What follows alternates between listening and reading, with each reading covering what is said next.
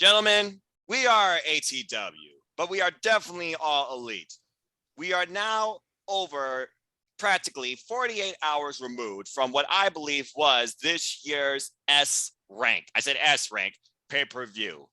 Did AEW knock it out of the park? In my personal opinion, as a professional wrestling fan for life, you're damn right. But that's just me, and I digress. Hello, everybody, and welcome once again to another ATW View. We are ATW. I am the simple man here. My name is Noel Foster, once again with a fine group from the ATW crew. Shout out to the entire family. With me tonight on this AEW pay-per-view review. How's that for a tongue twister for you? I say, he's back, and he's still funny as ever, man. It's, of course, the preacher man, MMA expert, Casey Flynn. Casey, of course, deepest condolences with you and your family. We love you, brother. It's good to have you and your charm back. How are you? Fine to you, and thank you all. Thank you all. I appreciate it. Anytime, man. Again, that's what family is all about. And again, my voice is still shot from doing commentary on the Jeff Meacham Network. Stay tuned, folks. I'll be back with the Jeff Meacham Network this weekend for play-by-play for Turning Point. And maybe something that's happening in Twitch Entertainment the following day. I haven't decided yet. Depends on my mood. But I digress.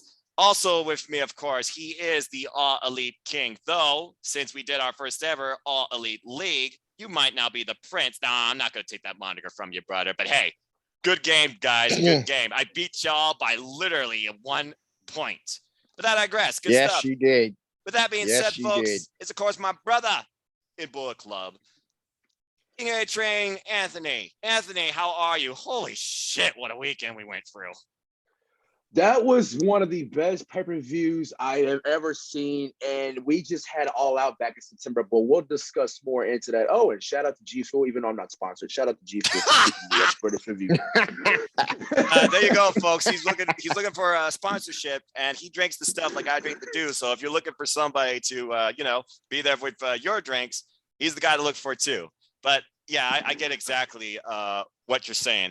With that being said, gentlemen, yeah, let's just go ahead and get right into it. So I feel the primary point of this discussion, of course, on the ATW View this time will definitely be what you see going across my monitor, Full Gear, an incredible 10-match spectacle of professional wrestling, variety, passion, intensity galore, top to bottom. With that being said, let's start slowly, of course, with the buy-in, because, well, that was the first match that happened. We, of course, have previewed the upcoming TBS tournament matches with Hikaru Shida and Nyla Rose, who, of course, previously faced each other one-on-one for the championship, which, of course, Shida won. And we also have on the other side of things, Thunder Rosa versus, who you see right there, Jamie Hayter. I must admit, it was weird seeing Jamie Hayter and Nyla Rose tag for the first time ever, but honestly, they had pretty damn good cohesion. And I can only imagine what was going through the professor's mind at ringside during this match, who definitely, I feel like, still plays a mind game on Hikaru Shida, and I definitely see those two mixing up again. I hope sooner rather than later. But I thought overall this was a good tag team opener and a good preview because it was Nyla Rose's power. I felt like that's her greatest strength, but ultimately was her downfall here too, as a simple roll-up counter maneuver gave the opposition the win for Thunder Rosa and Shida. But good stuff, and you gotta wonder, will Shida's knee be at 100%? Casey, your thoughts on this buy-in opener? All right. The buy-in opener tag match with Jamie Hayter, Nyla Rose versus Hikaru Shida and Thunder Rosa.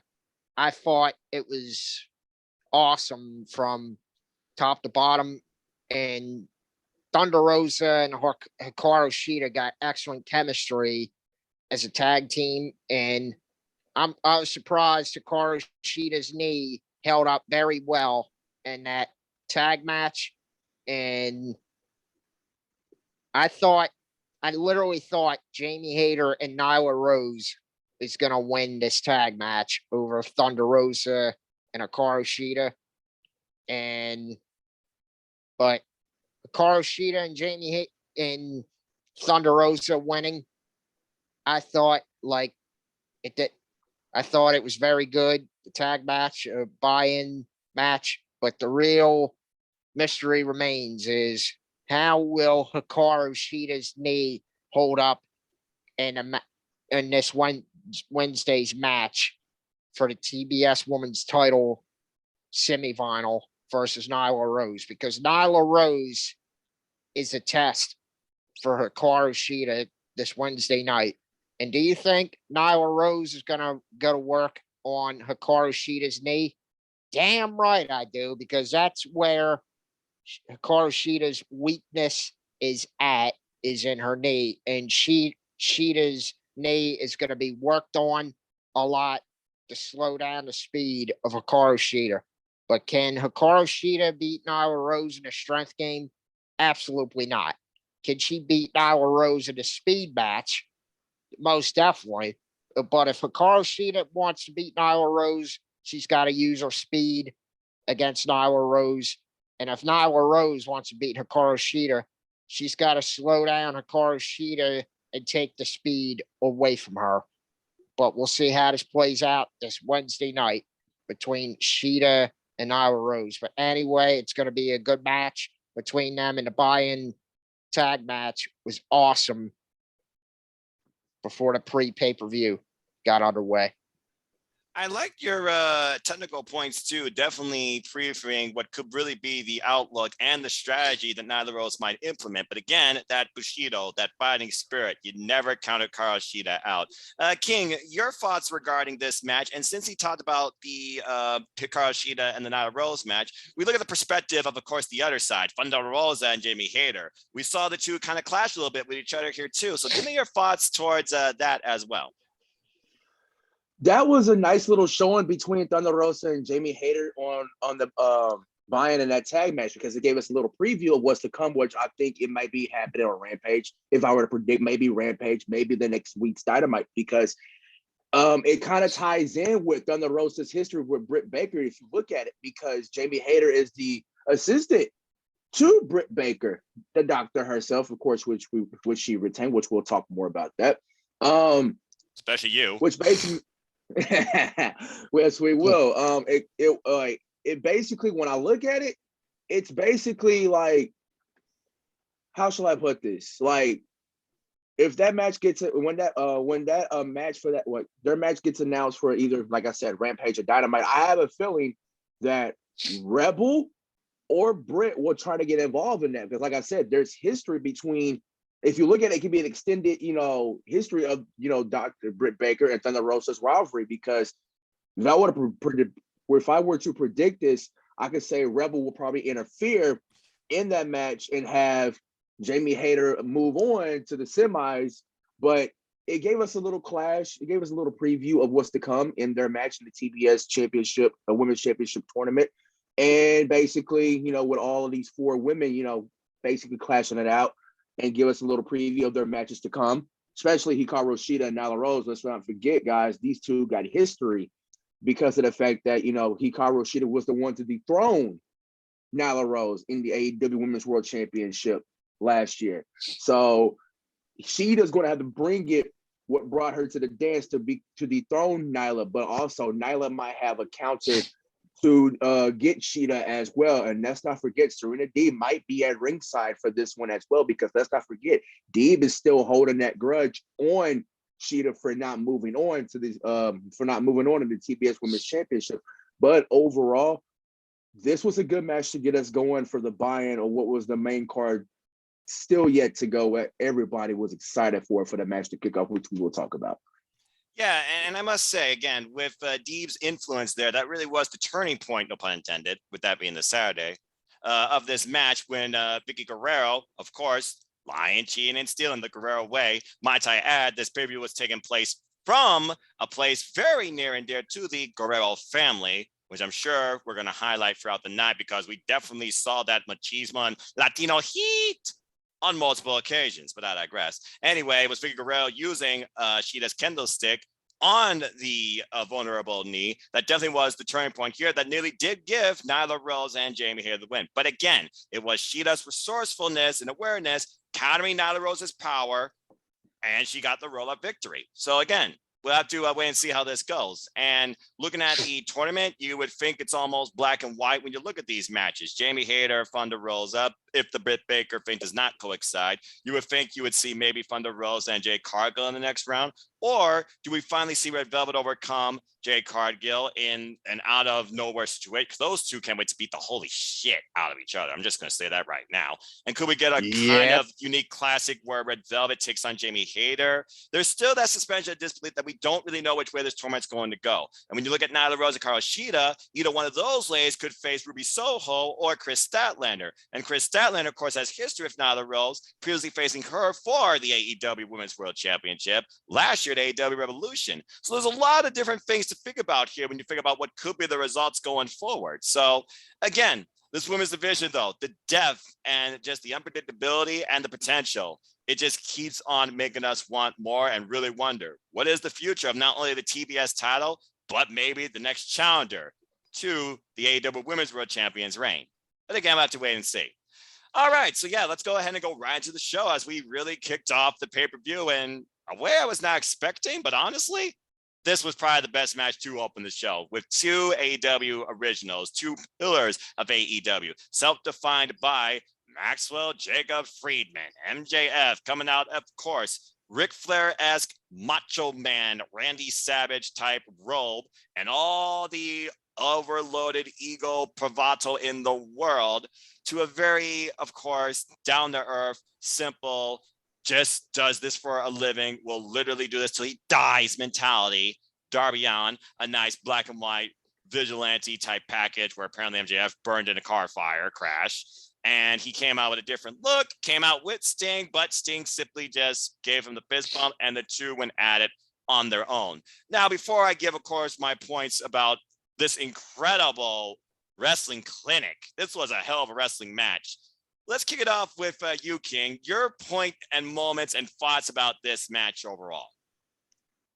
For the people that want to say that Darby Allin is just a stunt man and that he can't like wrestle on the mat and it's not a technician in the ring, boy, did he prove you guys wrong, because not only Darby can do what Darby does best, but he showed you why he can wrestle with the likes of MJF and can take it to the mat and become a technician. Because I did not expect Darby to use a figure four leg lock in that match. I did not. I was completely blown away at the fact that he used the figure four. And plus, MJF kept talking about it, saying, I can beat Darby Allin with a side headlock takedown. And that's exactly what he did. But he did it with the most obvious MJF type way by, having the ref distracted, and then use the diamond ring and clock the Darby, and then, of course, with the side headlock takedown with the 1, 2, 3. But this was a wrestling clinic, and this was a good way to open up the show because it got the crowd in Minneapolis hot and ready to go to see what the pay-per-view had in store. But overall, this was basically one of the best matches to kick off the show, and two of the four pillars of AEW, showing you why that the future of this company will always continue to grow, will always continue to thrive. No matter what happens, you will always look at these two out of the four and say, you know what? I like this. I like MJF. I like Darby. But you gotta hate MJF, because he's MJF. But this was a good way to open up the show. All right, fair enough. Casey, you saw the mat-based wrestling. You saw the technical counter attacks by both men. You saw Darby Allin, though, take a few reckless bumps, going for the coffin drop 3 times, finally hitting on the third. But MJF also left himself in a vulnerable state after Darby Allin basically worked over that knee. MJF put his own body on the line using his knees, really couldn't capitalize from that point. Then all hell broke loose. But between the 15 different near falls we had at one point, the men literally rolling around the ring in a ball and literally Roman knuckle lock test of strength, bridging out of spinning combinations, testing each other for submissions. MJF trying, of course, apply that Fujiwara salt of the earth armbar. These two men literally brought forward what we were expecting this to be, per MJF's words and per what Darby Allin promised. And that was a wrestling match. But at the end of the day, if the record books will show that MJF out-wrestled Darby Allin, because what the ref didn't see, it didn't happen. But even in defeat, again, I don't think this hurt Darby Allin. I think it just escalated him even more. Your thoughts on this match? The match between Darby Allin and MJF that opened up the show. Yes. I thought MJF when he came out. I mean, he came out as most arrogant son of a bitch heel that you would ever see in your entire life. And the guy is great at playing a bad guy better than anybody else, and you know it. And Darby Allin, I thought it had a great vigilante storyline trying to take down the bad guy and MJF here. And MJF and Darby Allin put on a great technical wrestling match at the beginning. It's very good and all that. And MJF, I mean, Darby Allin, when you get down to it, Darby took a lot of risk in this match because that's who he is. And Darby, one spot that was very brutal in that match that made me went was the coffin drop on the ring apron. And I thought to myself, dude is going to wake up with a bad back tomorrow morning.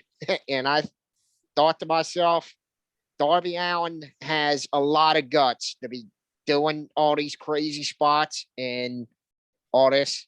But Darby Allin, even though he wrestled his ass off, but just like that, MJF in the most typical MJF villain fashion way got him with that damn ring.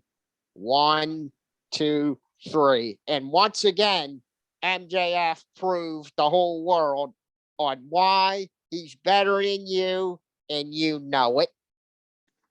And Darby Allin, everybody wants to say that he's Darby's just not but a stunt man and all this and all that. But Darby is more than a stunt man. He showed you why this guy he could go inside a wrestling ring, because Darby Allin may not be the biggest guy. He may not be the strongest guy, but Darby Allin, for his size, is fast as hell. And he can go in that ring and he can always give you 100%. And same with MJF as well, because when MJF talks a lot of shit before big matches, one thing about MJF is he knows how to back it up. And I admire that 100%. And argue that. Very well said, Casey. Again, MJF, he now has beaten all 3 pillars of AEW. So I feel that honestly at this point, his bravado is going to back him up, and he will probably challenge for the AEW World Championship next year. I just wonder also how much longer he's going to hold on to that ring, because December is coming up, and that means that diamond ring will be on the line again. But it also begs the question, who else could hold the ring in such a way that is such an advantage and a statement by them too? It's almost like this ring has defined this man since day one in AEW. Of course, it wasn't one on day one, but you get my drift. But overall, yes, an absolutely incredible match. Of course, Sting also did come out when the Pinnacle tried to get involved and ran them off. So, of course, we had a little bit of that escapade, and that's when things did break down. Ref was distracted, and MJF had the ring this time in his knee pad. And yes, he KO'd Darby Allin. But again, Darby Allin came this freaking close, especially after hitting that coffin drop over MJF's knees. I felt if Darby Allin could have followed up on the pin on that, it would have been a different result. But still, an incredible way to set the pace of the night as far as a standard professional wrestling goes. Good stuff. All right. So as we move on from there, we go into our first championship match tonight as the AEW World Tag Team Championships was on the line as FTR, the current AAA Tag Team Champions, challenged the Lucha Brothers that were ready to go to war, it seemed, in this type of entrance. I really like that. And the Lucha Brothers, of course, Penta, Cielo Nieto, and Rey Phoenix with Alex Cabrejantes in their corner. Tully Blanchard, of course, being the X Factor in FTR's corner. I must say, this was another very interesting match. It definitely did not feel as hard or as long or as deep as last year when it came to FTR versus the Young Bucks. But considering how long that match was teased before AEW was a thing, I kind of understand that. But considering also how short term, when you think about how this match was booked between these two teams, not necessarily the fact that FTR has been basically just wanting to get these titles back since last year's Full Gear, I might add, where they won the tag gold in the first place. I thought this was a good match and a great clash of styles, and in the end, they tried to pull off some LaFrog's tactics that bite them in the ass. As, of course, we finally got the package pile driver on the non-legal man, I believe. And the Lucha Brothers did retain, but there was some crazy spots here. Casey, your thoughts on this tag match and some of the moments that made you go, oh my gosh. The Lucha Brothers and FTR tag match for the AEW tag titles. I thought to myself, it was a great tag match from start to finish. And FTR gave the Lucha Brothers one hell of a fight. And I thought with the near 3 count, I thought it was going to be top guy time once again. Once FTR because it looked like FTR was closing in on AEW World Titles. But at the last second, Lucha Brothers kicked right out and showed them we're not. You think you're gonna end our reign? Not this quick. And the Lucha Brothers and FTR. I mean, there's a lot of it. There's a lot of oh my god moments in the match and holy shit moments. And Yeah. I was amazed by the whole match itself. And I think there's one spot in that match that was so good.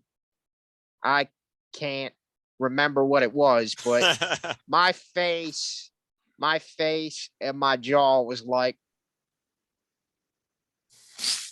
I think I know the spot. Was and it the attempted Packers Pride or a double stomp that instead was a trampoline off one of FTR's butts and taking out the other half of FTR and Penta hitting the Packers driver on his own for the ultimate near fall of the match?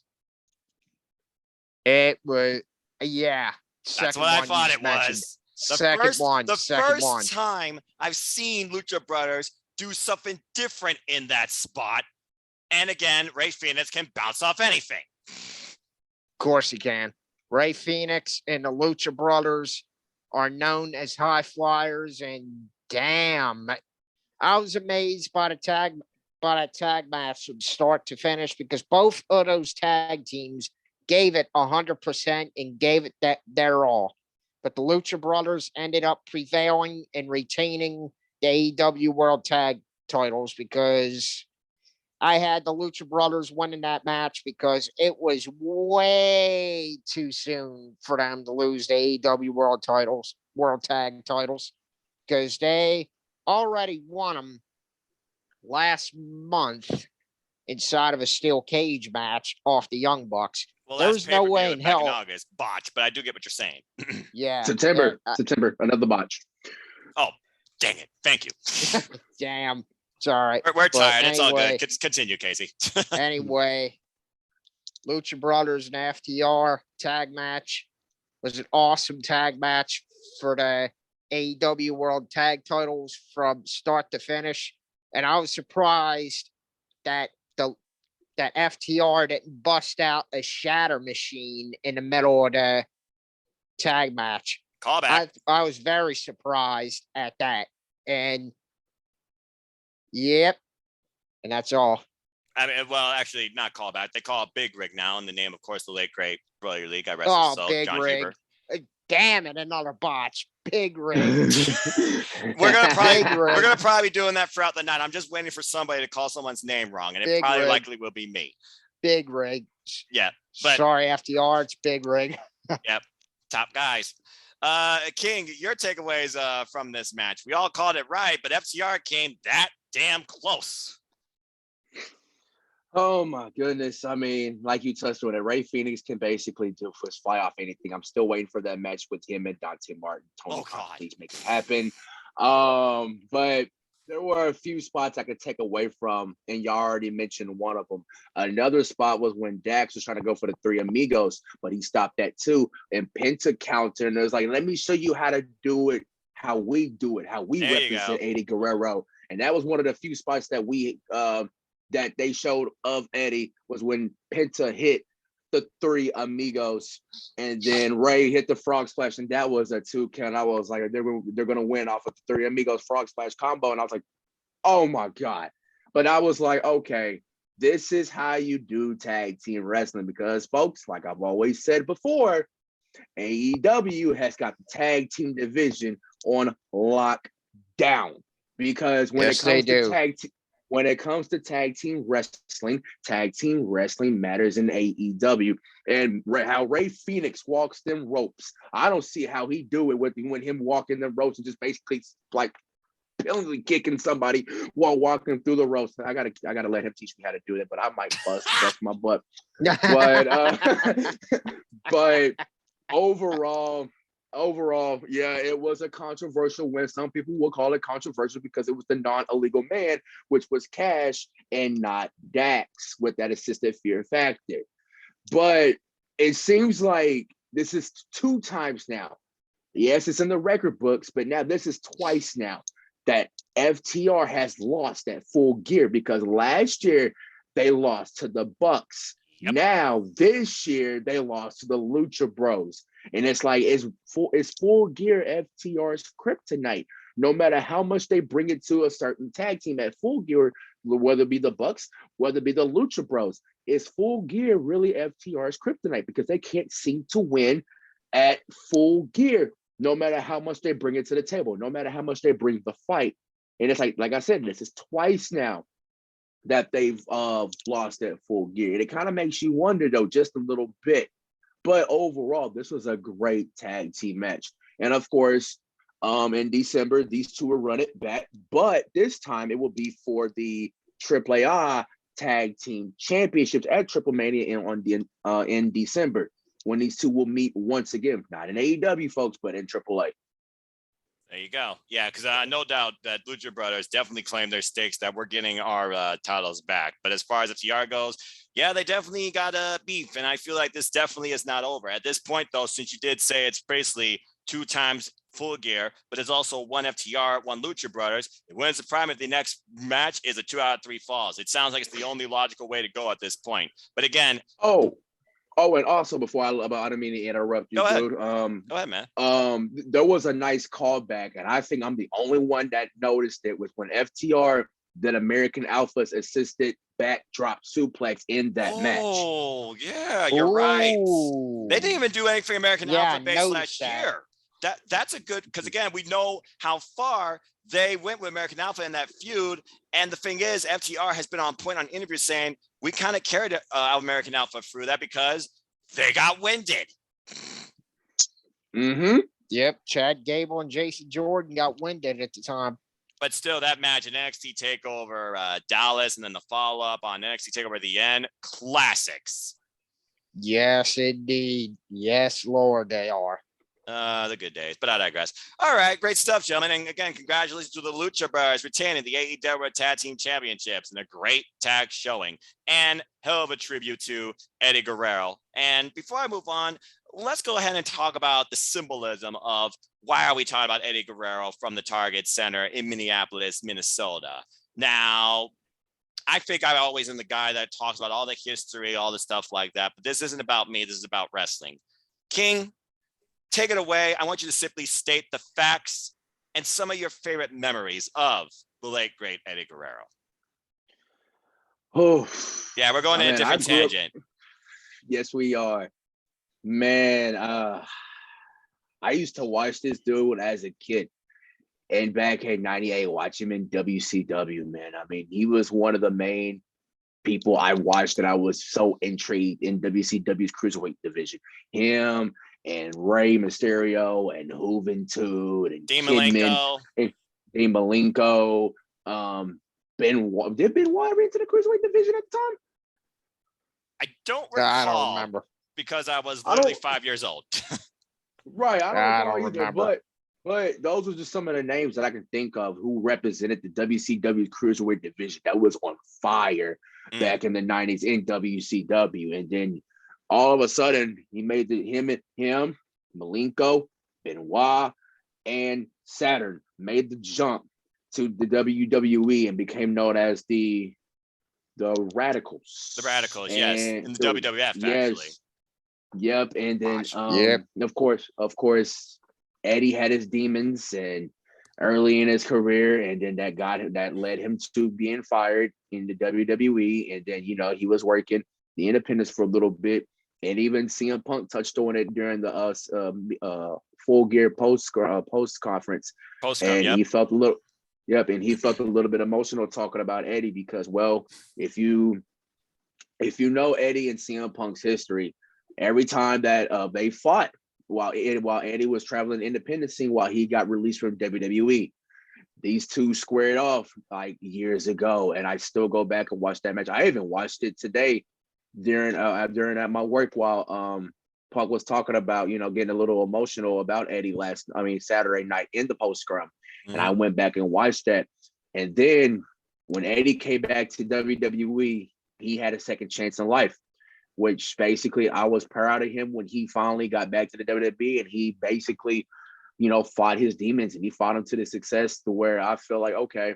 And even Brock Lesnar still talks about him to this day. Even Brock Lesnar still misses Eddie, because No Way Out at the Cow Palace in 2004 will always go down as one of my favorite memories in WWE, when Eddie Guerrero beat Brock Lesnar for the WWE Championship. And dang, did Eddie represent the WWE Championship really so proud, and was one of the main pillars of SmackDown. Whenever you watch SmackDown, you will always tune to see if Eddie's going to be on the show or not. But even though that was a good roster that they had in the Ruthless Aggression era, but it was Eddie Guerrero who I think was the true leader of that SmackDown roster. And basically go for one of the best technical luchadors in the wrestling business that we have ever got to experience in our childhood. And basically, Eddie, we miss you. We love you still. Thank you for basically giving us our childhood when it comes to your matches. Thank you for always being you. And we will always continue in your honor. Lie, cheat, steal. Viva la raza. Extremely well said. And of course, he's also alluding to, folks, they were in the city where they literally did the tribute show, because this day marked the passing of Eddie Guerrero 16 years ago, I believe, to the day. Yes. So it was a very Correct. deep, emotional, special night in the name of Eddie Guerrero and what he presented, what he encouraged, what he inspired, what he brought forward in professional wrestling. Casey, I think pretty much King gave the entire autobiography in summary. So anything you want to add to that? All right. With the Eddie Guerrero, one thing I got to say about him is, man, did that guy know how to entertain a crowd. And he knows how to have a crowd in the palm of his hand.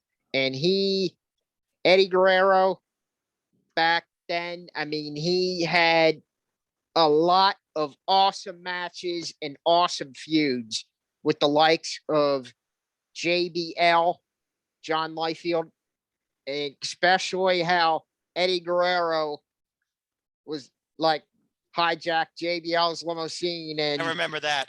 JBL was telling him, driver, go. And Eddie turns around like says something on that, this way, Holmes.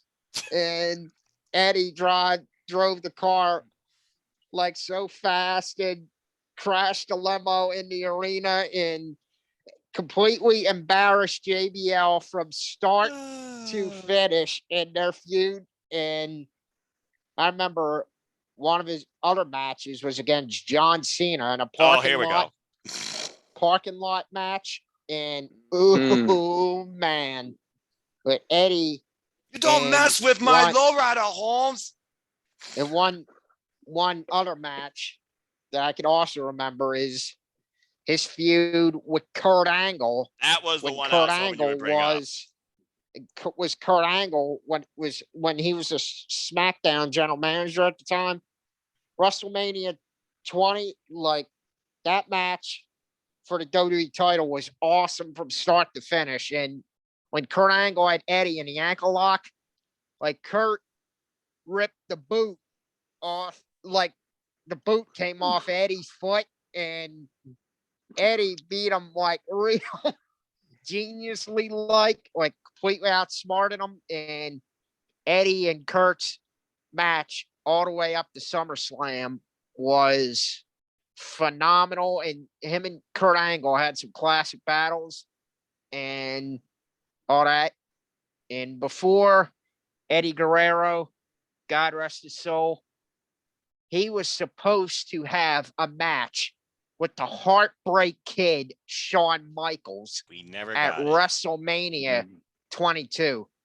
And sadly, that match never took place for us or anybody, because Shawn Michaels and Eddie Guerrero would have stole the damn show at WrestleMania 22, No because doubt. it would have been very interesting, from elbow drop, the sweet chin music on Eddie, the Eddie hitting a Free Amigos on Shawn, and a frog splash like on Shawn Michaels at that. But here's one thing that's pretty eerie. There's a match built up in the old SmackDown versus Raw 06 game between Eddie Guerrero and Shawn Michaels. I remember that. Yeah, it was built up and building up to a match at WrestleMania, I think, and It was Shawn Michaels sweet chinned Eddie Guerrero, like in the video game. But listen to this, that really freaked me out back in the day. There was a some burial type of match. Buried alive. Where it was Buried Undertaker match. Buried alive match between Undertaker and Eddie Guerrero. And the Undertaker ended up choke slamming Eddie Guerrero into the coffin in a buried alive match. Yep. People not knowing that Eddie, a few months later, would pass in real life. Mm-hmm. And there's like a lot, but one thing I could say about Eddie Guerrero's career is the dude know how to work a crowd in the palm of his hand. That's all I can say about that. And Eddie was a great wrestler and a great human being from top to bottom. And Eddie had a lot of great matches in his career, and he's a big inspiration on everybody, including the likes of Sasha Banks, the inspiration, and countless to names. his friends, and Countless names.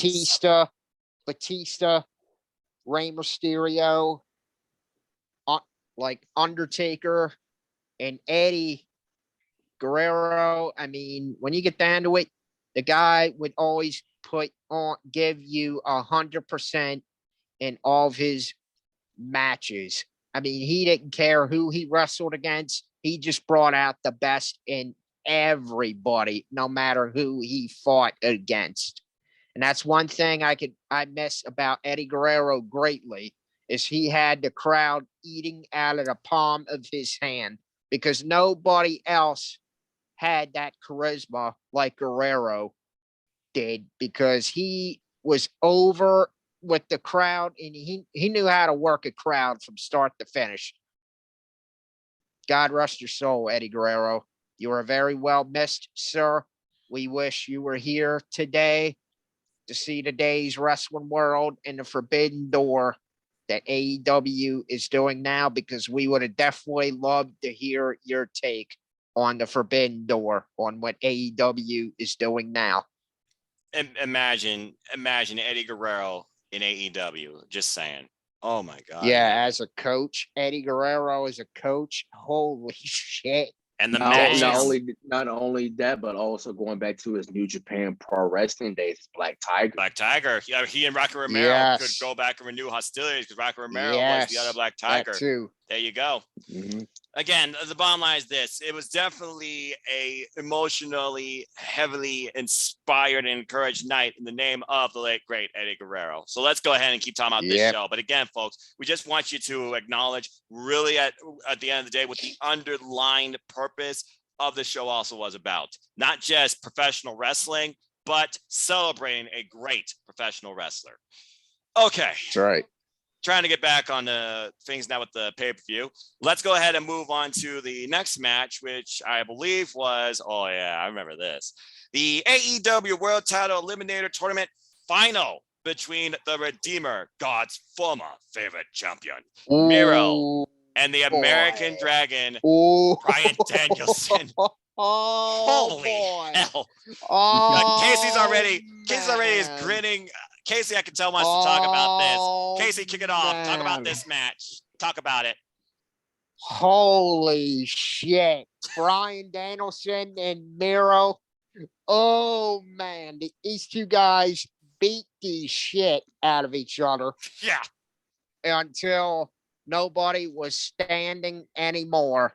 And when Miro had Bryan Danielson, it was going for Bryan Danielson to be locked in that accolade camel clutch / game over. Camel clutch.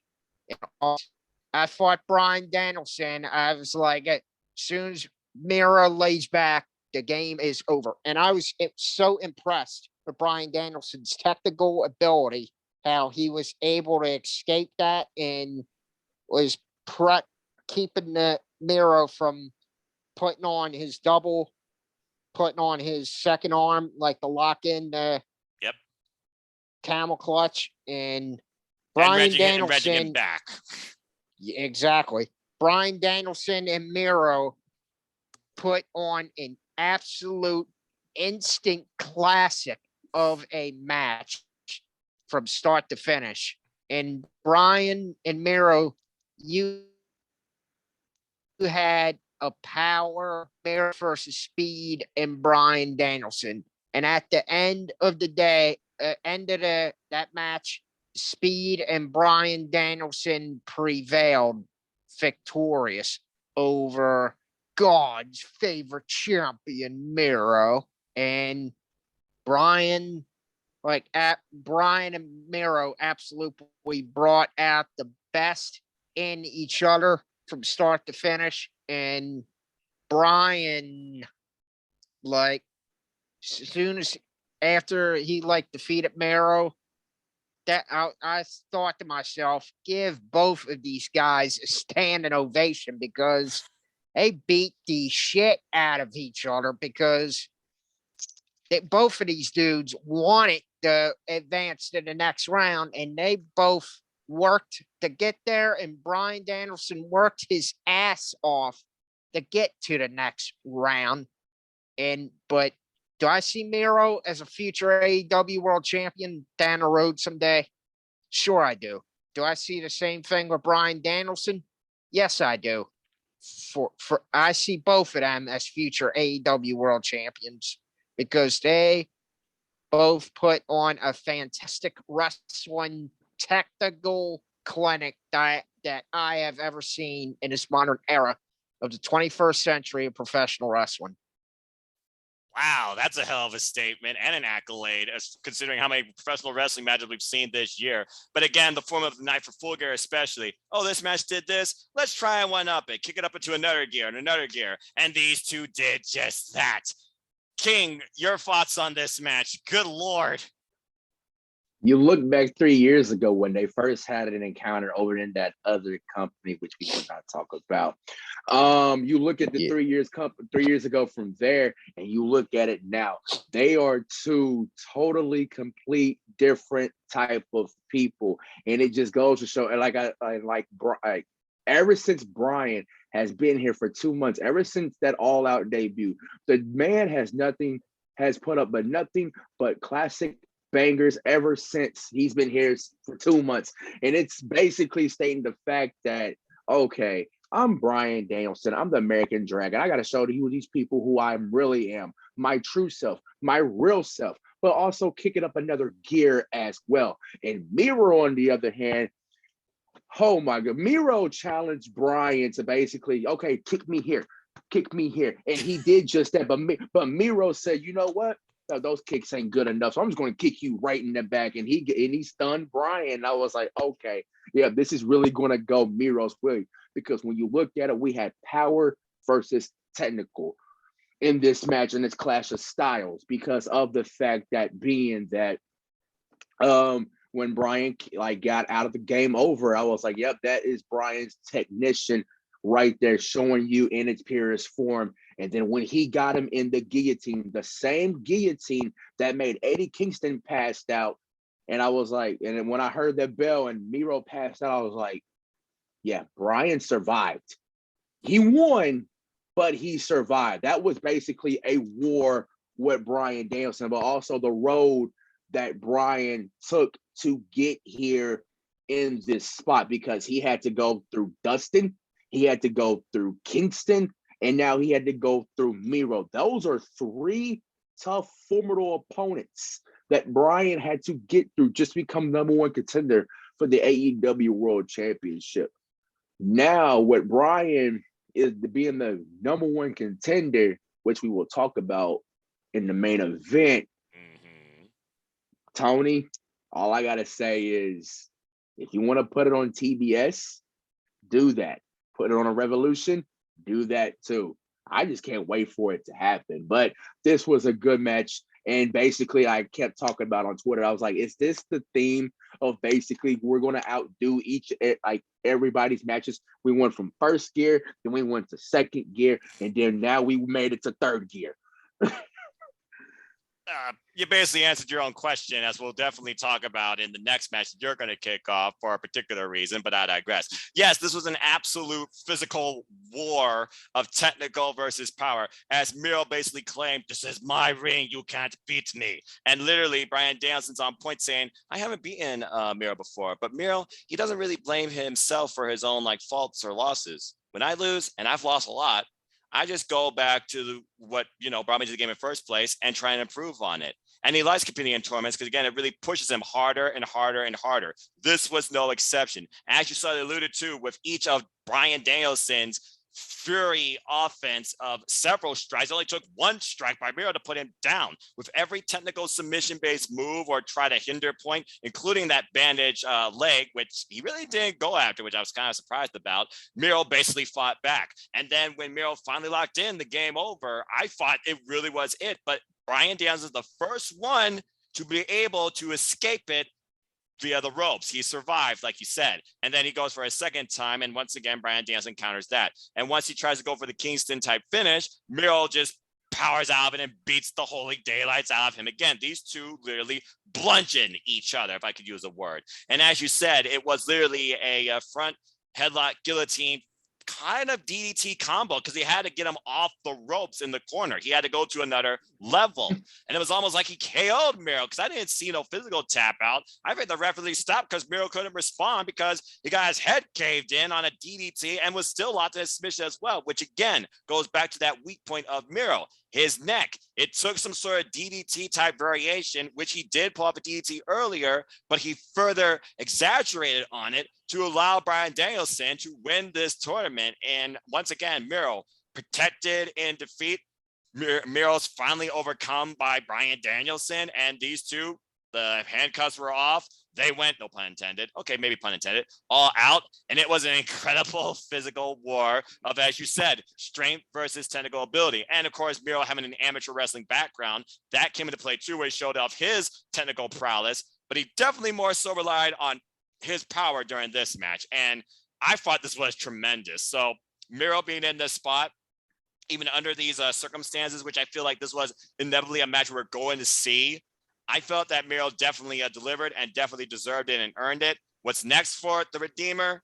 I don't know, but did he redeem himself in front of his God and his wife? Hindsight's 2020. I don't know how that all works out in that household. I'm just saying. But congratulations to Bryan Danielson, the American Dragon, who, might I add, he's simply to prove why he is the greatest. He wants to prove why he is the greatest professional wrestler and the greatest professional wrestling company going today, AEW. He wants to wrestle every single week. It doesn't have to be on Dynamite. He could do it on Rampage, Darker Elevation, as we will talk about later on. So again, there's no stopping this guy, it seems, but I almost wonder, are you going to eventually burn yourself out? Because good Lord, man, you haven't taken a week off yet. Yep, and then speaking of not taking a week off, I mean, we did get the announcement from Tony Khan during the pay-per-view that Bryan Danielson will take on Evil Uno Wednesday on Dynamite. Because Bryan Danielson wanted to wrestle again this week against somebody. Okay, how about Evil Uno? And we've seen Evil Uno go one-on-one with Miro for the TNT title. Evil Uno will not be no easy walkover opponent. Well, no one is in AEW, let's be honest at this point, on this roster for the American Dragon, but it will be a different test for Bryan Danielson because he's never faced this guy before. And I think that's why he loves this so much, with the just amount of talent here that he could test himself and really like figure out, okay, what's the best way I can portray myself, or what's the best way I could wrestle against my opponent. We saw right here what he did against Miro. What's it going to take against Evil Uno? I guess we'll find out in less than 2 days. Really great stuff, though. And overall, I enjoyed this tournament for what it brought, despite the unforeseen circumstance. And again, Moxley, God bless you. Take care of yourself, man. And we hope to see you again once you're truly back to normal, too, in the right place, because mental health matters at the end of the day. So does your physical well-being, too, for the sake of not only yourself, but more importantly, yourself at the top, but your family and your friends and fans that support you. That's all I got to say about that. I still got to finish this book, too. Anyway, good stuff.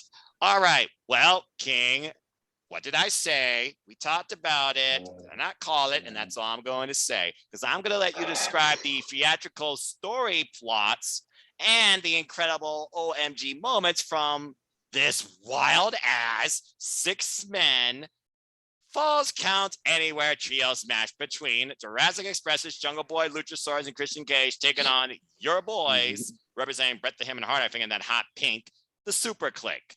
Take it away.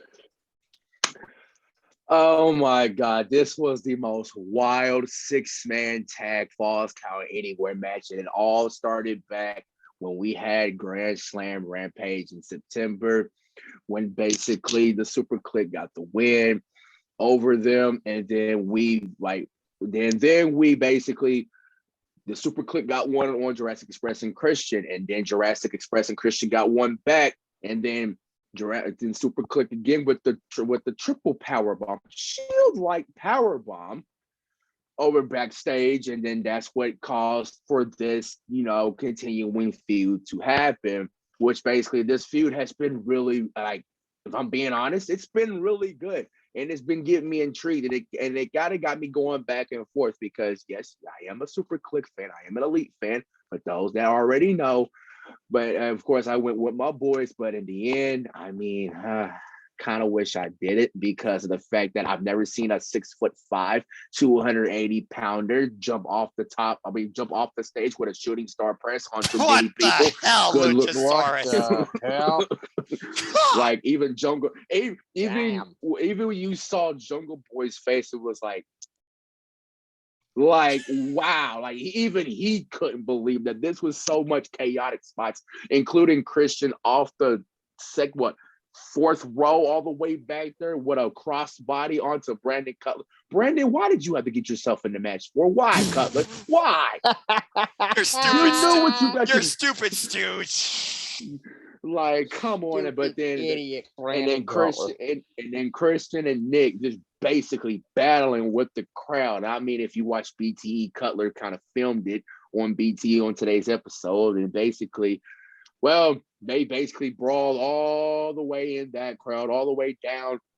And then, of course, we got to talk about that thumbtack spot with Jungle Boy eating a whole bunch of tacks, even though what my boys doing, these usual run the ropes, kiss Adam Cole on the cheek, and then super kick, and a whole bunch of thumbtacks coming out of Jungle Boy's mouth. Like, oh my God. I thought we'd seen enough tacks, and then that was not all. Oh, they had to kick it into another gear. Yep, with the thumbtack knee pad that Adam Cole brought. I'm thinking to myself, a thumbtack knee pad? Like, Never seen that before. And then hit the BTE trigger on Luchasaurus, and that knocked them out cold. And then Jungle Boy making the save. And Adam Cole continues why he is one of the best in the game right now with that Panama Sunrise off the troughs over there. And then, like I said, Luchasaurus, good Lord, 6'5", 280. That's not the only spot I took away from this whole event. We'll get more to my takeaways of my favorite spot. Another spot that basically didn't expect that to see it coming. But in the end, Concerto strikes again. Adam Cole suffered a concerto, and now Matt Jackson suffered a concerto as Jungle Boy hit the concerto on Matt and got the 1, 2, 3. And I predicted that the Super Click was going to win because we even touched on it. Me and you, Noah, did. We touched on it on Friday, saying that I didn't think that it was going to start the elite losing streak from Wrestle Kingdom, but oh boy, was I wrong. And we'll talk about more about that, which I will go very in detail of why I feel like, well, this was the starting point and that main event. It's the ending point, and we'll see what happens. But above all else, that was a good 6-man chaotic tag match falls count anyway, with Jungle Boy, Luchasaurus, and Christian Cage picking up the win. Now, where does the Super Click go from here? Like I said, we'll talk more about that. I kind of want to go into detail with that. And where does Jungle Boy and Luchasaurus and Christian Cage go from here? We shall see. I'm sure we'll have plenty to talk about in our post pay-per-view thoughts, as you slightly alluded to with BTE, kind of giving us your retrospective of how those men felt after this war too.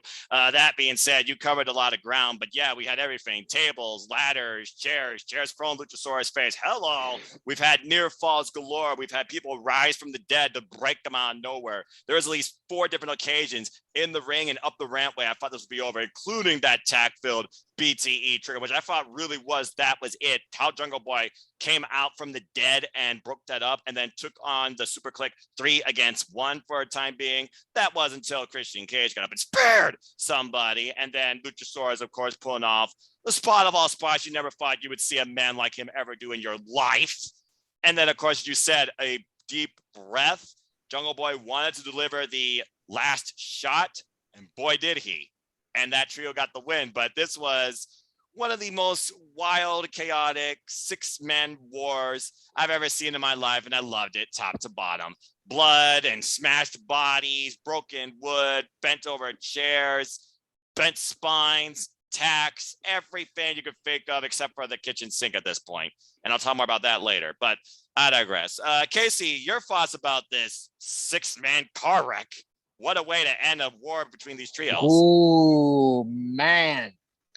God almighty, that was a damn war between Jungle Boy, Luchasaurus, Christian versus the Super Click. And that match was straight up a war that looks like it was taking place out in the damn war zone where it was just nothing but pure destruction in that match. I mean, it was complete and utter chaos where these trios teams beat the living hell out of each other to nobody was left standing. But the one who was left standing, I really thought the Super Click was going to win this match. I really did. And I was surprised that Luchasaurus, Jungle Boy, and Christian won this match. And a few holy shit moments was Christian diving from doing a crossbody from the upper road, like up there. But the one spot that made me, it sent chills down my spine was the tacks in Jungle Boy's mouth. Yeah.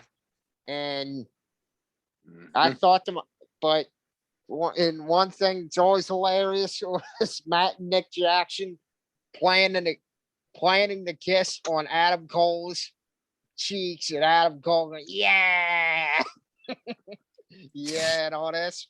And but one thing that really got me in this match as well was the thumbtack knee pad. I was like, what in the hell? I was like, God almighty. If somebody messes with this thumbtack knee pad and hits it on something, they are going to be crying like a son of a bitch.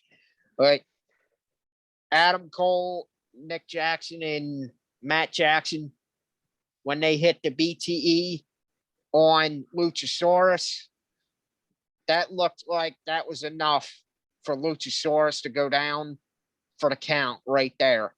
And if Jungle Boy wasn't right there, Super Quick would have won that match, but Jungle Boy already broke it up. But one thing I got to say, Brandon Cutler, you damn fool. Why did you need to get involved? And you see what you done?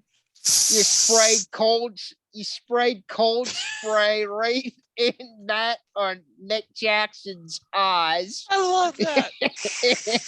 Man, Matt, one of these days, Brandon Cutler, if they find out that you're the problem of them losing, Matt and Nick Jackson are kicking your stooge ass out of the Super Click, and you're going to get sent right back to Cold Sprayville, and they're going to cold spray their shoes and super kick the hell out of you with them. But anyway, this Jungle Boy broke up the BT by Adam Cole in the box when they hit Luchasaurus with the thumbtack knee pad. But oh my God, moment of that match was Luchasaurus, for as big as he is for 6'5", hits that somersault flip. Standing shooting star press on the stage to the floor. Standing shooting star press off the stage onto the floor. That was very impressive for a guy to do that his size. Because not a lot of men his size would be able to do that. And even Jungle Boy, yeah, exactly. Even Jungle Boy was genuinely impressed when his jaw dropped and he's thinking, oh my God, holy shit. But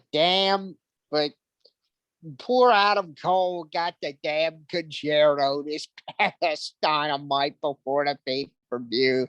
And now poor Matt or Nick Jackson had to get the concerto. And we lost just like that.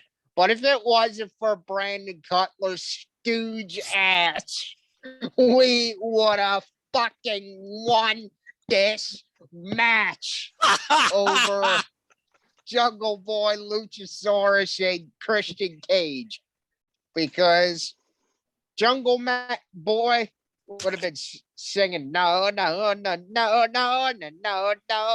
if he lost. But anyway, props to Jungle Boy, Luchasaurus, and Christian on an incredible win and all that stuff. But thanks to you, Brandon Cutler, we lost. And it's all your damn fault, you fucking cold spray loving loser. I mean, to be fair, it wasn't like he played in the finish, but again, I called it. That being said, yeah, overall though, still these 6 men, one of the longer matches of the night, they brought hell to each other. And this was freaking incredible. Loved everything about this. All right. Yes. Now let's go ahead and move on to oh boy, this is gonna be weird. We move on to a tag team match. I think you know which one I'm about to talk about. As Malachi Black and Andrade El Idolo took on the Bastard Pac, and a very interesting reacted to Cody Rhodes. I gotta be honest with you. Not a bad match. I feel it went longer than it needed to. I'm just gonna keep it like that. Honestly, the bigger story of this match to me was Pac and El Igalo. It felt like they should have just booked Pac versus Andrade 3 1-on-1 instead of this tag match. But I get the psychological warfare we're dealing with now with Cody, to the point now he might be questioning himself because the audience is kind of turning on him. Almost everybody's turning on Cody. I think I actually read something that said Cody either deleted or blocked or shut off his Twitter again. Yeah, he deactivated his Twitter, and he meant to do that. So it was nothing controversial. He said that, I think, days ago, that he was going to deactivate his Twitter and he's just going to use Instagram from now on. Oh, okay, well, that's fair enough. I can probably understand a number of reasons probably why, too. But that being said, this match, it was interesting because it was definitely volatile hotheads on one side and some interesting tags on the other. But I think Malachi and Andrade kind of understood where they were coming from, where they were tagging each other. When it came to Pac and Cody, Pac was out to prove a point and beat the living daylights out of particularly Andrade and get the win here as quick as possible and get away from Cody. Why Cody, he personally just wanted to get his hands on nobody else more than Malachi Black. And in the end, he did get that.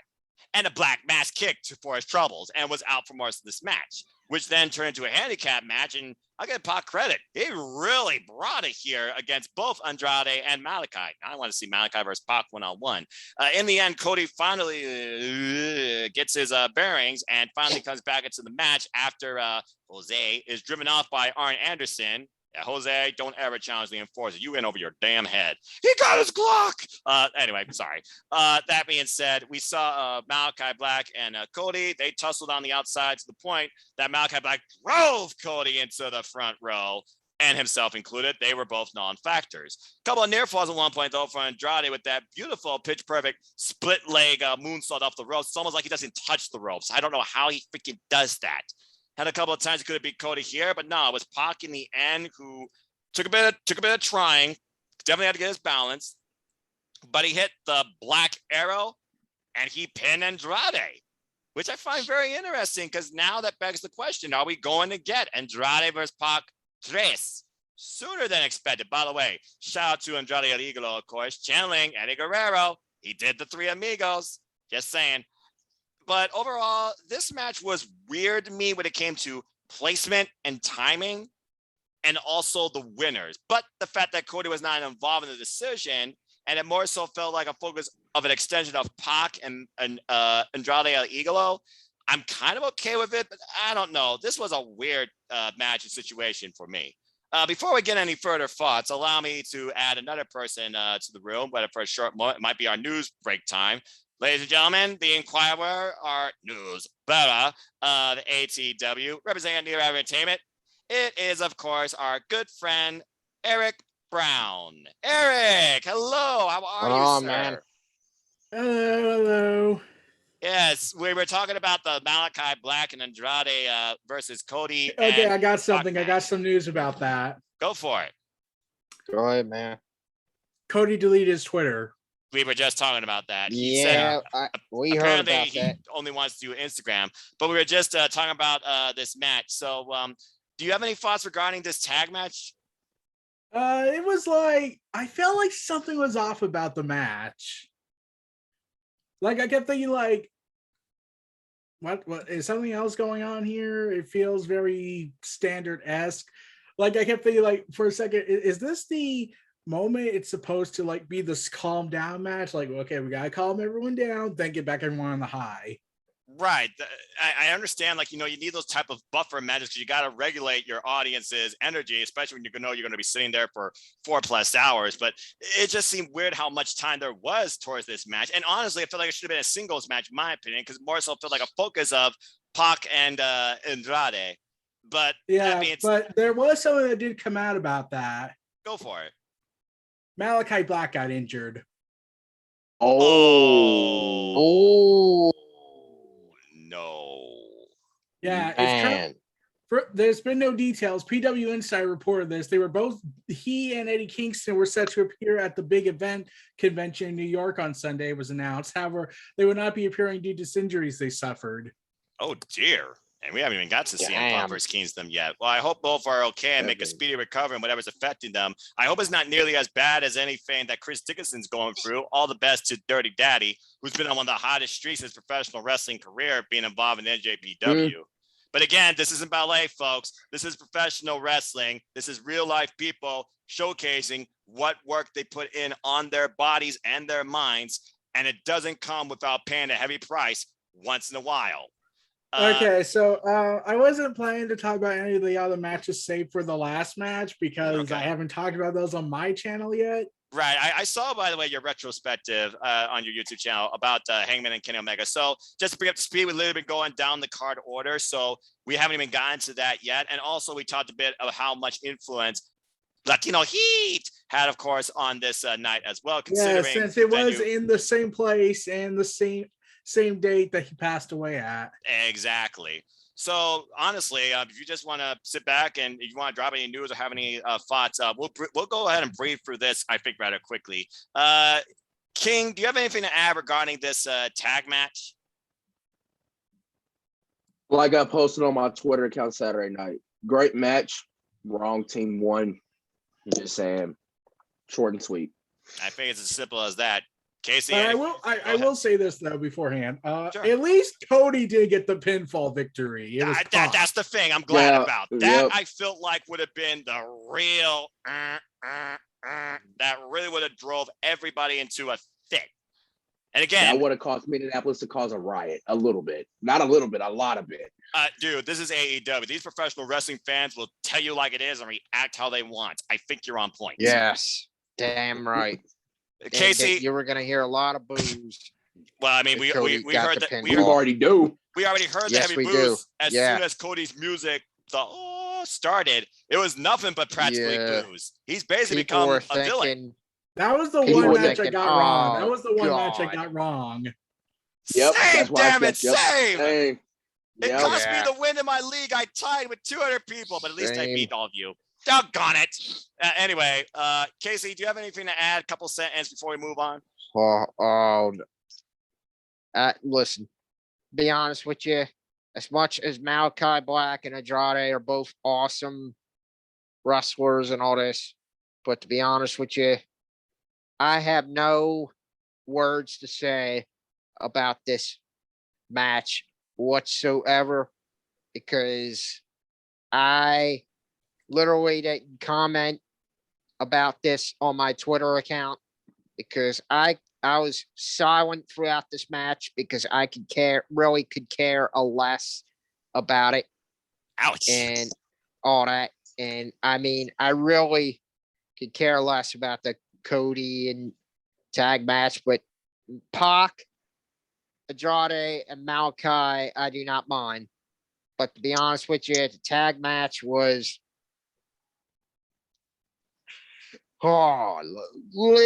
little boring, and it did not interest me whatsoever. Like it because Lucha Brothers and FTR, that match is just a whole different story.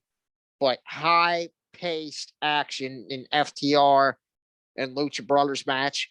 The Cody tag match was boring as hell, and it really did not interest me whatsoever. I felt it's more so the Cody factor because the key thing you're talking about is Cody. It's almost like, Cody does the work. He always does so much, but now it's like people are just like kind of over it. And again, is this just something that's just developed over time, or is Malachi Black the one that really has been like escalating all of this and dictating this too? And of course, we also have one half of FTR come out afterwards too and beat up Pac. So I mean, continue. Yep. But like I was saying, go ahead, Casey. One more thing. Go for it. What really gets me is Cody Rhodes always comes up through the damn stage through every damn the end lost its luster because show. It's not special. It's not special anymore. It's played out. He needs to just do it on pay-per-view, and maybe that's the thing too. Maybe they think Cody is like way too hyped or something like that. I don't know. Yeah, I mean everybody's getting real tired of Cody Rhodes. I mean, because Minneapolis had the mindset, so when his entrance music hit was, oh God, like not this So did again. Boston on Dynamite. So did Yes. Boston did. Yes, and so did because Grand it's Slam. becoming Yeah. a real turn off with real professional wrestling fans, because you get down to it, us fans will not give a shit. We will speak our mind, whether we like something or whether we don't like something. Right. But this tag match of Cody Rhodes, I can care less about. Again, Cody just turned Because heel. other Just matches turn heel. interested me. yeah. Yeah, I mean, understand. But Cody, here's the thing, Casey. know- At least you're being reasonable and not liking Cody Rhodes. At least you're not going in ballistic like he committed the crime of the age. Exactly. I'm You're not- being Right, rational exactly. and reasonable. You're actually speaking with some Yeah. sense. I'm Mhm. I just like to speak very honestly without doing all that ranting and all that Not stuff, nonsensical because bullying, really, stupid BS really, bullshit. it's- Try to bring it's attention to just- yourself, claim you're right, it's just blah, a blah, waste, blah. just a waste of my time doing And it. brain I cells. just like to speak honestly about Yeah. it, give a very honest opinion. That's all I'm about. I Honest, respect that. giving an honest Always. opinion. That's on what, what that's I what we're all think. about. Again, what do I encourage? Just enjoy life and enjoy wrestling. Support one another, respect each other. Simple as that. All right. Well, now I don't expect you to go Spanish, but I feel like this is the second most talked about match for King here, because I think honestly this was one of your favorite wrestlers' best matches ever in her career. Yep, we're gonna talk about it. The AEW Women's World Championship between Dr. Britt Baker, DMD, with Rebel, not Reba, and Jamie Hayter in her corner, coming out with a rock star entrance to the guitarist of Fozzy, as we found out, taking on somebody with so much national pride for her heritage and so much passion for professional wrestling. The number one rank, and yes, you did get your shimmy, Tay Conti. And again, the Yep. number one thing that definitely Britt feared was the striking capabilities of Conti. And when she got those kicks in, boy, did things change on numerous occasions. Now, usually I'm the one that breaks down the match, but I would be wrong in this case because there's only one person in ATW that definitely talks about Tay Conti in the highest regard, both physically and emotionally. King, talk about this match. You start Oh. off, bro.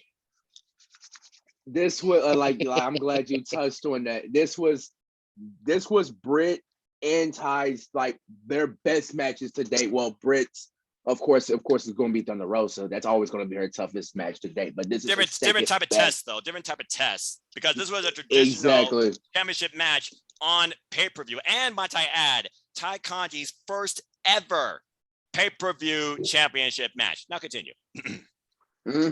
Because Ty brought it on the pay-per-view stage in her first ever pay-per-view championship match. She brought her Brazilian background and judo and jiu-jitsu. She brought her strikes into the game, and it proved to be Dr. Britt Baker's second toughest test, because of the fact that she even admitted on Twitter that, okay, Tay Conti's strikes are way harder than mine. And you can honestly tell. I knew that before the match even started. Right. That's right. Both of these ladies brought it to the table when it comes to when it came to the AEW Women's World Championship. We look at Tay Conti, and Tay Conti, she like when we look at it, she went from underutilized in NXT to basically becoming one of the mainstays in the AEW Women's division, who continues to thrive, who continues to grow, and to continue to show why that she is one of the best women wrestlers in that division, and without a doubt becoming a future AEW Women's World Champion, or a future TBS Women's Championship down the line. Because Tay Conti, with her background in like jiu-jitsu, judo, and her strikes, is just basically unbelievable. Like, that's one of the reasons why I like this woman so much, because of basically her athletic ability, her striking, everything about her represents that, about her background, because of the fact that, well, I mean, look at Ty, like look at her work. Her work is just basically so amazing. so good in the ring. And with Britt, because we know about Britt, we know what she brings to the table. I mean, like it was basically still too early for her to drop the title. Still save that title for Thunder Rosa down the line, which basically it's going to get visited. It will get visited, as I think Revolution. It will get visited. Yeah, Revolution. I think Revolution Right. on point. But continue. Yep, it will get visited. So, but in the end, as soon as I like how Britt transitioned from the backslide into that lockjaw towards the end. That was a beautiful transition. Beautiful transition to close out the match. And it just continues to show that women's wrestling, just like I said about the tag team wrestling, women's wrestling actually matters in AEW. And as they continue to get in depth and continue to continue to build on its women's roster. And to think, since day one, we was basically saying, get more women on this women's roster. Get more women. Like, we need to sign more women for this women's roster. Right, exactly. Get more in depth. And now Correct. we look back from 2019 to now. This women's roster is just flourishing right now.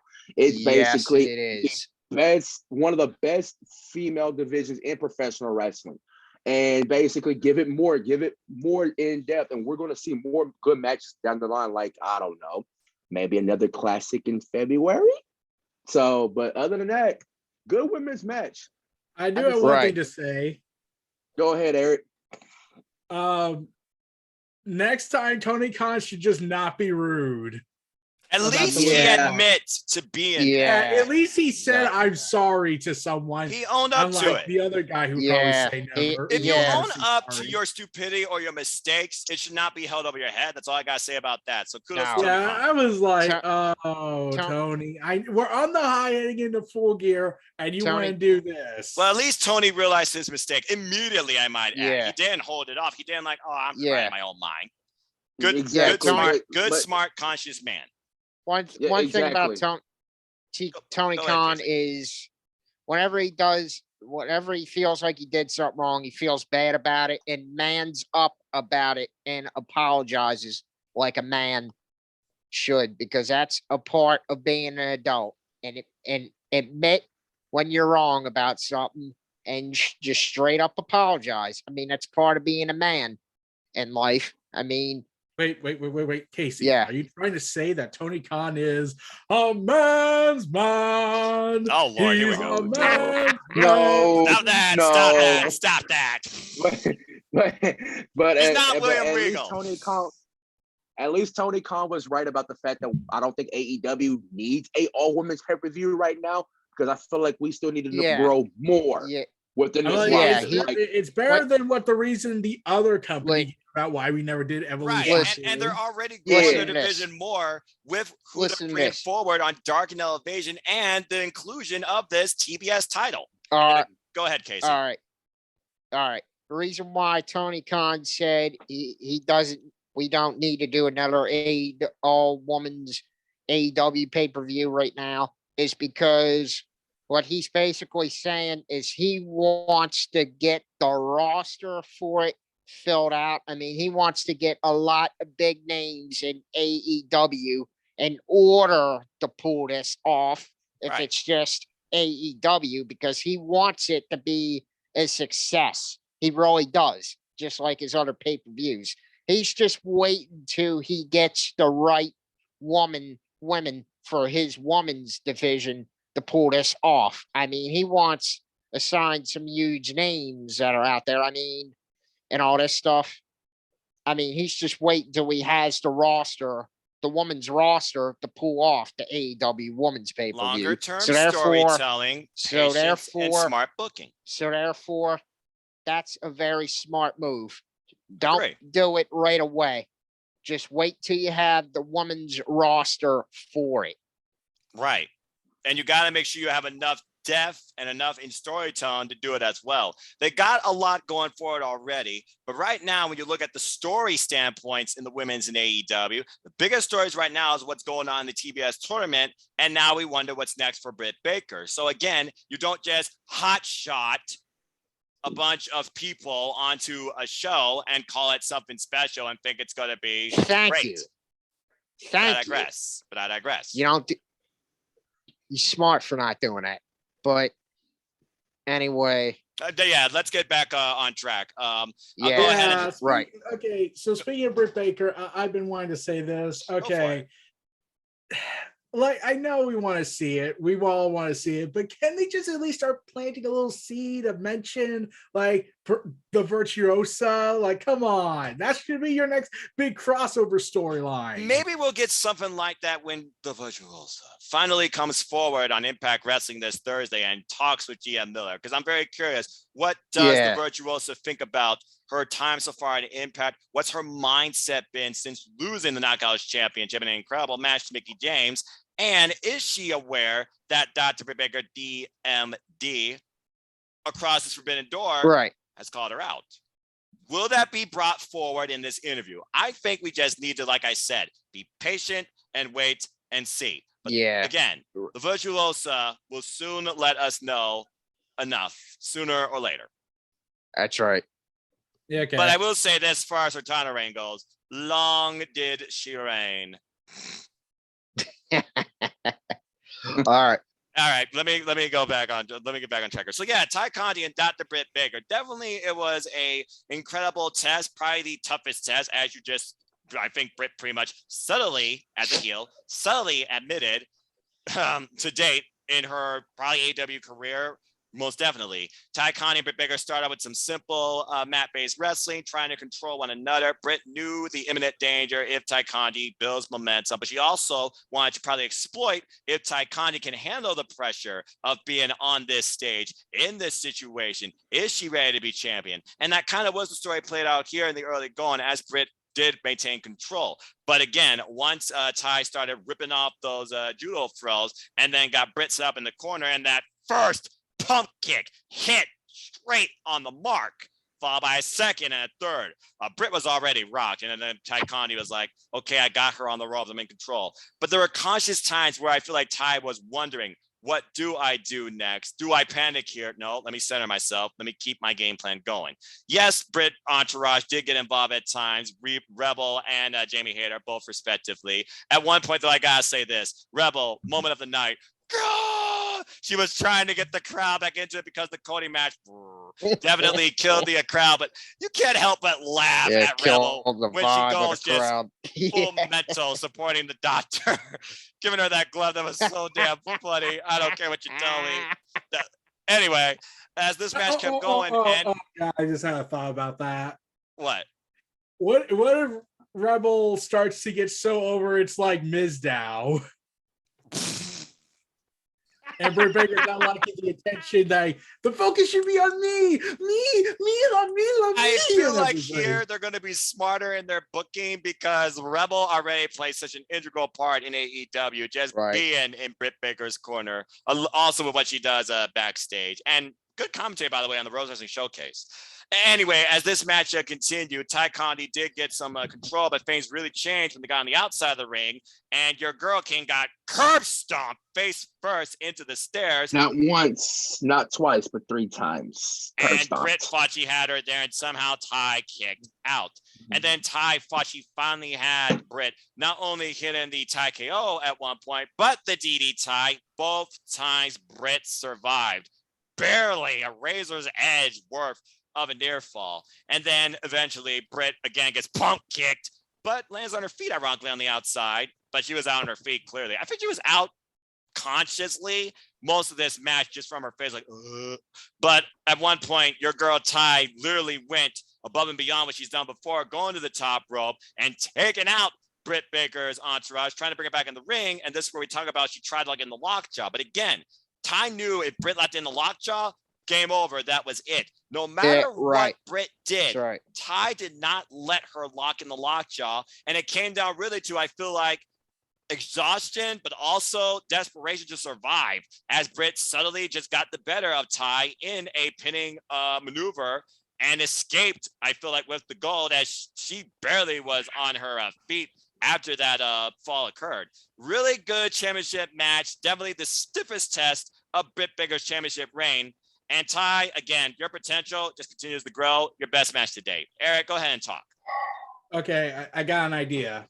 it feels like they should continue this feud for another month, heading into AEW Dynamite's next big event, or wait till TBS. So you And think they that should Tay make Conti Britt and Dr. Britt Baker should be revisited? Yes, for one particular reason. Because Tay Conti's the one that didn't fall for the lockjaw. She got That's Nyla right. Rose, but Tay Conti, she's avoided every time. So I feel like they should make a submission match. I like that because so far, Good idea. I think, if I remember correctly, I don't think Tay Conti has won a match via submission. No, she has not. She has not Like won I a said, match in Tay Conti's submission. never won a match by submission, and Britt Baker can't get Tay Conti in her submission. So you Yeah, set I up like that. Later. I think you set up the Yeah. very first ever submissions match in Right. AEW, Eric. I really like that a lot Right. because, again, that is Britt's first match. She has been unable to win with the lockjaw, not just during her championship reign, but I think also during her AEW run, too. It's the first one to overcome it because she never got in, Thunder Rosa in a lockjaw even though she was on unconscious. the beach episode. Right, but let's remember, she was unconscious. She hit face first in the Yeah, ring but she post. could at least say, "I got you in the lockjaw." Right. Britt She can't say can that with boast Tay that. Conti. And we all know the connections with Tay Conti and Thunder Rosa. And I have a feeling that's going to be revisited sooner rather than later. So there's definitely more, I feel like, with Tay Conti and Dr. Baker to come. And as Britt so alluded to, like you said on Twitter, okay, yeah, Tay hits harder than me. I think it's safe to say maybe that Tay is the stiffest striker in the entire AEW women's division, bar none. Or none. Casey, anything to add regarding this match? All right, now the Tay Conti, the Dr. Britt Baker DMD match.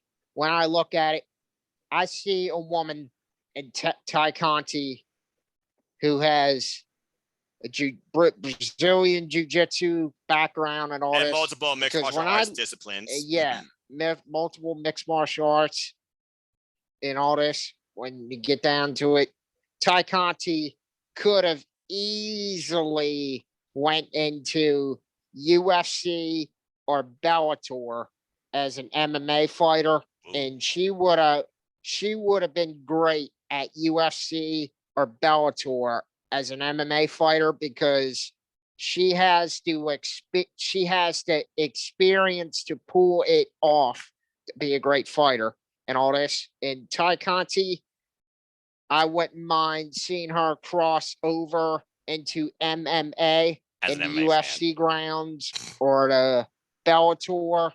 I mean, I think she would be a great fighter in any MMA promotion. Mhm. And Tay Conti is already a great professional wrestler and all that, but she also would have been a great MMA fighter as well. And Tay Conti and Britt Baker, one thing I can say about this match is it was a great technical wrestling match because Tay Conti's ability is technical wrestling, and she's a great technical wrestler at that. And Dr. Britt Baker's, in my honest opinion, that was one of her toughest matches to date, right up there with Thunder Rosa, because Tay Conti, one thing that she reminds me of is she reminds me of a female Bret the Hitman Hart at that, because Tay Conti's work as a technical professional wrestler is beyond impressive and all this. Because I watched this woman in Tay Conti in her NXT days, right? Yes. A lot of that stuff was very hidden. I mean, they was very hidden and limited, but I'm so glad that Tay Conti went into AEW because she gets to show off a lot more that we did never seen in her NXT days, because Tay Conti is having the best career as a professional wrestler in her lifetime in AEW, and she's putting on classic after classic matches with other professional wrestlers. But do I see Tay Conti as a future AEW Women's Champion down the road? Yeah, yes, I do, because I think we all can agree on that. She'd probably be the first, second AEW. She's probably an AEW original. She's a great professional wrestler at that, and she would have excelled in MMA inside the octagon because. And one more thing I got to touch on is that face paint that Tay Conti had on. That Brazilian face badass. Paint. That signaled war paint, and that came from one of the great MMA fighters also for her time, and still is right now, is Chris Cyborg. That came from that face paint she did was modeled after her idol. After one of her favorites, Chris Cyborg, because she was an inspiration. Because Tay Conti even said that Chris Cyborg was one of the inspirations behind her face paint. That's why she had the face paint on versus Dr. Britt Baker DMD match for the AEW Women's title. But all in all, I am very impressed with Tay Conti. Keep up the good work, Tay. You'll be a future AEW Women's Champion down the line someday. But here's, like Eric said, one match. If there's a rematch that was going to happen for the AEW Women's title, I say it should be a submission match, like Eric just touched up on. I definitely agree. Hit the nail on the head. Tay Conti, I mean, she could bust out any submission from armbar to triangle choke. And while Dr. Britt Baker has the lockjaw, and this will force Britt Baker to get a little more creative in the submissions department because Tay Conti knows a lot of holds in the submissions department.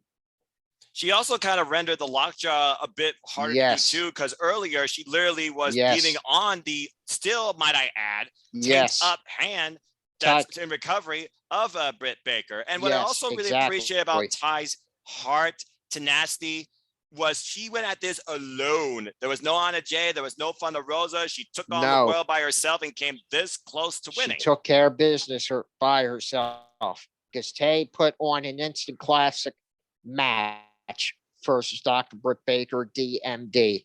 And she has nothing to be ashamed about because Tay, I mean, not once was that lockjaw applied all night because Tay Conti knew where Britt Baker's weakness was, and that was her hand. And Tay was very smart in attacking her hand right and being there. aware where the ropes so therefore, the lockjaw was not applied all night. She knew where the ropes was. She knew how to reverse the pressure, and in the end, Britt was able to just put Tay into a pinning predicament just long enough, it seemed, to get the win. Tay knows her way behind out inside a wrestling ring like nobody else. I mean, there's other female wrestlers out there that are great professional wrestlers, just like Tay. Farther more experienced than her, Don't get me wrong. Yes, exactly right. And Tay, I mean, Tay, not even 5 years into wrestling, she could put on an instant classic at any time if you give her a chance and let her work inside that ring. Hey, all I know is Tay Conti, keep smiling, and for King's sake, keep shimmering, and for my sake, keep kicking, because I love your pump kicks. Yeah. That's all I got to say about that. Yep. I saw that. One more thing. What's up? I forgot to bring this up. Tay Conti did wrestle Dakota Kai in NXT there 2 years ago. 2 years ago. Yeah, I figured that was going to be wrong. Yeah, it was going to happen. What I would like to see is Dakota Kai versus Tay Conti one more time in AEW under the AEW banner, because that match would be far more better than it was in NXT 2 years ago. And mark my words, Dakota Kai is taking that match with the W over Tay. There it is. Here, Kai, there it is. Here we go. All right, King. I'll let you and Casey argue that later, but I will say this: that would be a hell Yeah. of a kicking that would be a hell of a kicking affair. Before we move on to the next match, Eric, you got a point or something to say? I wrote a tweet a while back, and I said this. I listed people, and I said I think Tay Conti will dethrone Thunder Rosa after she dethrones Britt Baker. Thunder Rosa liked the tweet. Oh, I think we both know that Thunder Rosa wants to take Tay Conti on one-on-one, and I think you just made King pass out. Wow. Because those are two of his favorites. Yeah, so I think I might have accidentally spoiled the big storyline they're probably doing. King, get ready for 2022. That's all I gotta say. I think we need to get the ambulance for the King because the King has gone weak in his knees. He's not gonna know who to pick. He's not gonna know who to pick. He loves Thunder Rosa and Tay Conti. He fell off his throne. And this is King right here. I'm gonna be 50-50 when it happens in 2022. And you're gonna be unbiased, right? You're gonna be unbiased against Tay Conti and Thunder Rosa, right? You're not gonna be biased at all. And one more thing. Dakota Kai kicks Tay Conti's ass once again, just like NXT 2 years ago. All right, whoa, calm down. We're not trying to start a freaking ATW debate here, all right? You're gonna start something that's gonna turn into something worse than what me and Megan did at WrestleMania 36 or 37. Botch. That being said, I don't even give a damn. I speak my mind. I respect that. I know. I'm just trying to keep some decorum. Yeah, right. Tay's going down once again at the hands of DK. Women's wrestling is awesome. It's as simple as that. Tay Conti, Britt Baker, congratulations on your match. Great damn stuff. Bring it on. All right. Well, I'm not sure how to segue from that into this, but I'm just going to say it, and then whoever wants to talk first can talk. CM Punk versus Eddie Kingston. Okay, I got one thing to mention. Eddie Kingston came out with a tweet. He is A-okay. He's good to go. All right, good deal. Good. Glad to hear that. Before someone says anything, I'm just going to say this. Holy shit, what a fight. What a 10-minute war it was. What a fight. And because of the fact that it was 10 minutes and I could have wished it would have went a little bit longer, I would love to see this match part 2 down the line because these men brought it after 15 years of hatred, 15 years of animosity towards each other. And I mean, the promo, even though it was basically a shoot, like 2-week, 3-week build or whatever, and it just goes to show whenever you have the authenticity of a real promo in professional wrestling that'll sell a fight. These two brought it on the mic that automatically makes you want to say, okay, I was already interested in Full Gear. Okay, now they really got me sold on Full Gear. I can't wait for this match to happen. And these two brought it. And right before the bell even rang, Eddie Kingston hit him with that spinning back fist that got Punk just to be like, whoa, what happened here? He got his ass knocked out. Punk was like, "What?" Yes, and then he flipped off the ref and said, "Ring the bell." And then Eddie just started to just basically go after Punk like a shark and just basically just started a maul on Punk like he was basically. And like he went was mental. Cool. Like Eddie Kingston went after CM Punk like a damn cougar latching onto its prey. Continue, King. Because as soon as Eddie Kingston let up that scream, because he was like, that whole crowd, that whole Minneapolis crowd popped. It's amazing how Eddie Kingston can turn a crowd from liking CM Punk to having that crowd split 50-50 for him and Punk to basically say, I don't know who to go for. I'm just going to make this crowd basically split 50-50. Right. And that's exactly what he did because he got half of that crowd to boo Punk. And that all started in St. Louis on that Rampage promo. So he basically got half of that crowd to turn on Punk. But these two brought it. These two brought a war. And I would not mind seeing another match down the line. But in the end, Punk hit him with that GTS and Eddie Kingston Went night. Not once, by the way, but twice. And by the way, it was a whole different type of feel to this match, 4/5 versus anything else in this card. Just the way both these men came out. CM Punk did. CM Punk. CM Punk did not even say it's clobbering time. He just came out with a stern, angry look. I'm about to kick this guy's ass. And Eddie Kingston came out, in my opinion, the most focused I've ever seen him in my life for a wrestling. And he was like, bring it. He bludgeoned CM Punk. Crimson Mask won by CM Punk this entire match that I think sent CM Punk into another level of rage. CM Punk paid homage to his greatest rival to date. Yes, Mr. John Cena himself. And he let that crowd, he played that crowd like a fiddle. That was a brilliant freaking spot. And then he said, fuck you, and just beat up Eddie Kingston. This was a physical and R-rated vocal fight that I loved. And I understand what you're saying, that maybe you want to go longer, but for what it was and what it needed to be and what Eddie Kingston said it was going to be, I thought it was perfect. Two things. Oh, me too. Two things. Go ahead. Full Gear was probably the most R-rated show because of the amount of the F-bombs they dropped all the time. Yep. And this match was like the first point of that. And two, lights out. We gotta get lights out for this. Agree. Absolutely agree. I mean, let's see. There wasn't even spots here. This was two men just beating the shit out of each other to the point of exhaustion. At one point, CM Punk sat on the corner. Eddie Kingston goes up there and just clobs his back until Eddie Kingston seemingly passes out. And then these two men are literally laying on each other, standing. And then CM Punk pulls off a move, and then you thought Kingston's left for dead. He goes for the spinning back fist again, and misses, just falls over. At one point, I am the table. They both go out of the ring. And then the first GTS, CM Punk can't capitalize on how exhausted he is.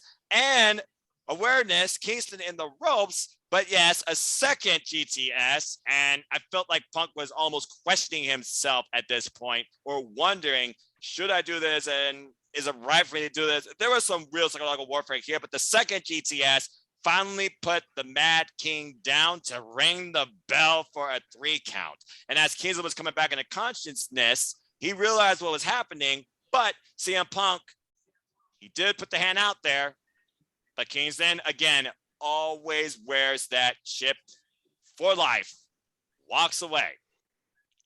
Eddie Kingston's best match in his career to date. And I feel like we're going to see this match again, but we're going to see it in a tag between Punk and Bryan versus Kingston and whenever Mox comes back. That's why I see where this is going to go. Real talk, real fight, real good shit. Facts. That was so damn good. Yes, it was. Oh my God.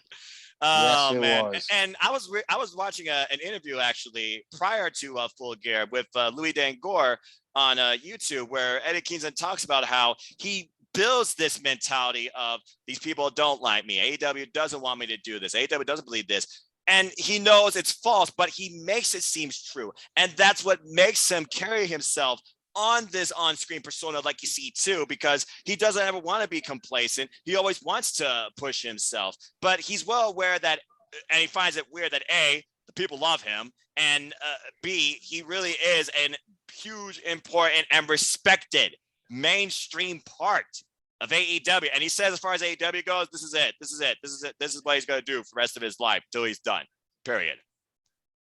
Facts. So again, this is Kingston we're talking about that holds so much to himself when it comes to professional wrestling. But at the end of the day, he does it for everybody else. Respect. Remember, he was close to retiring last year before he got signed. And look at what AEW has done to lose for his him. house.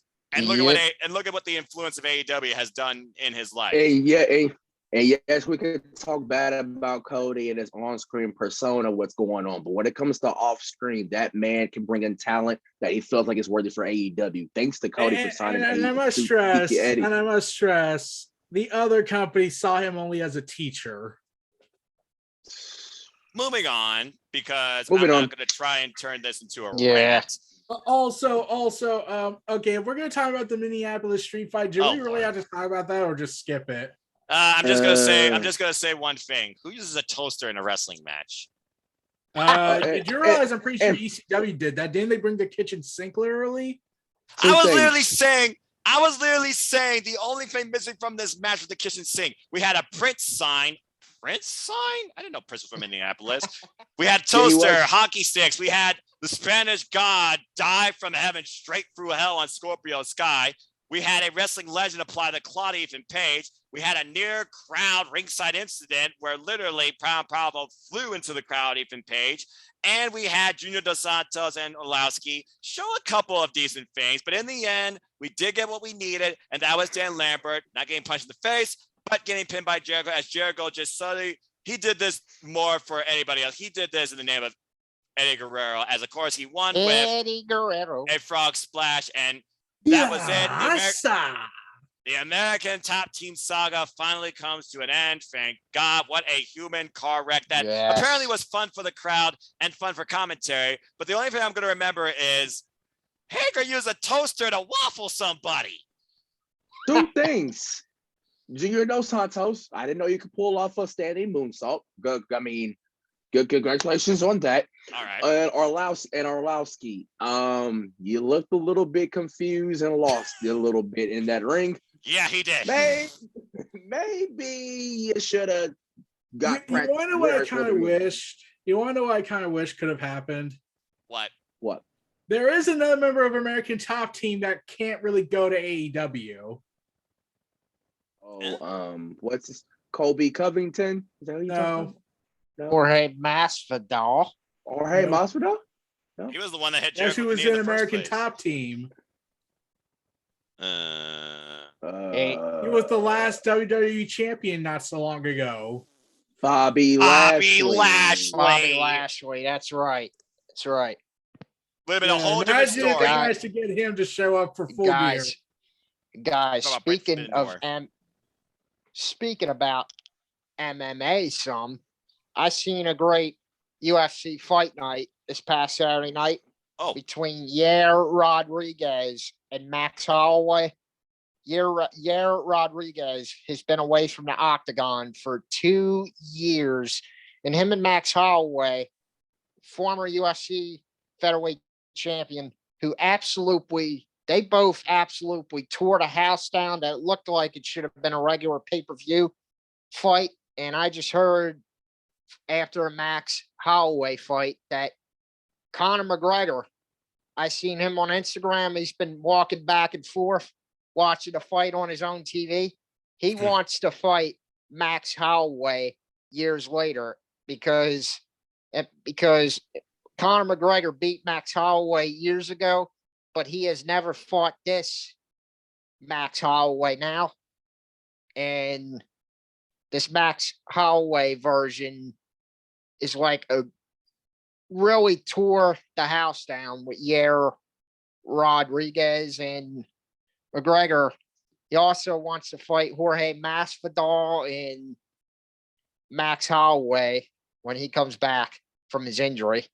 Interesting. I gotta wonder though, are we really done now with the American Top Team? And how stupid did freaking Dan Lambert look in this match? But it was still funny. I gotta admit. The warm-up suit. The warm-up suit.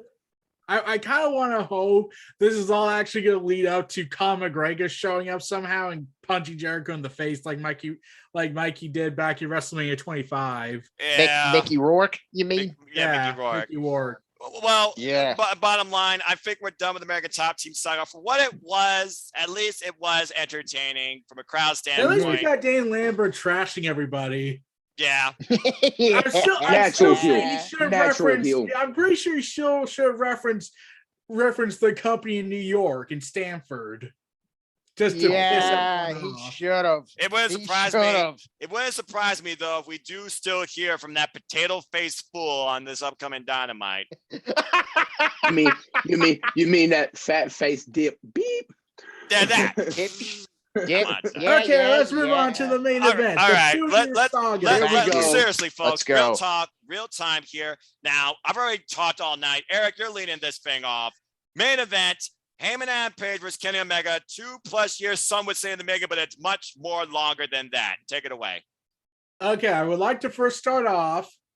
This guy, Kenny Omega, has been champion for 346 days. We can all agree on that. He's also been having hip issues, leg issues, shoulder injuries, vertigo for since 2018. Chiropractic adjustment had to confirm that. Let's see. He cut himself multiple times with the belts. Let's see. He got himself into an extreme death match, wrestling matches, like several times while working extremely hurt.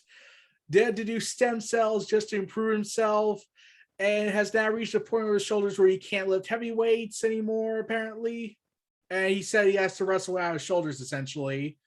And this guy still went out and said, I'm going to still be the best bat machine until I'm done with this reign. Then I'm going to be on break, hopefully. Please, for the love of God, before you say anything else, Kenny Omega, you are by far the greatest professional wrestler today. Thank you for everything. Give your damn body and mind a break. Thank you, Cleaner. 346 days. You have carried us through the pandemic. You have represented this company. One more not thing. only in One more thing. That's including him working both AEW, Impact, and AAA. Continue, exactly. Thank you for giving us your 346 days of carrying us through this pandemic starting December 2nd of 2020 and Winter is Coming. Also representing this company in Impact. Also representing this company while working AAA.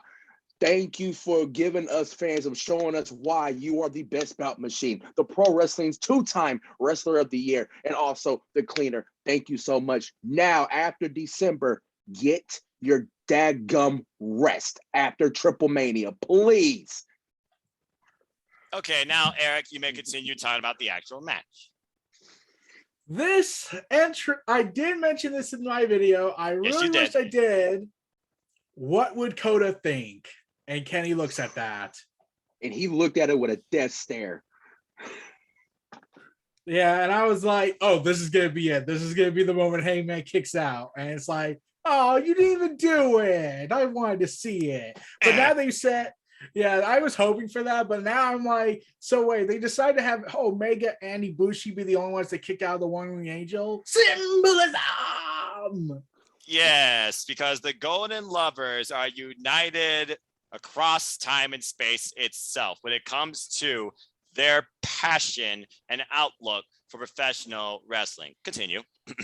And okay, the fact that this has been the company's biggest inceptional storyline since it all started at AEW on being the elite, at that press conference, all the way leading up to All Out 2019. Then we got the tag team run. Then that ended at All Out 2020, and an event that should have been way better, but sadly almost got happened by tragedy, sadly. Then went through a drinking problem. And then I was like, and then when I watched Tranquilo Club's video about it, Tranquilo. I finally was like, oh my God, I think I now get what the story was actually about. It was about self-abuse and alcoholism and having a support system to get your confidence back up there. And I was like, this sounds like something that WWE wanted to do with Hawk, but they fucked it up badly back in 98. Yeah, I remember that. Yeah. But instead, they decided to just have it on their programming and do it like way more tasteful and not be over excessive with it. And like having Hangman conquer his demons and giving Kenny Omega the final boss vibe he always wanted out of all this.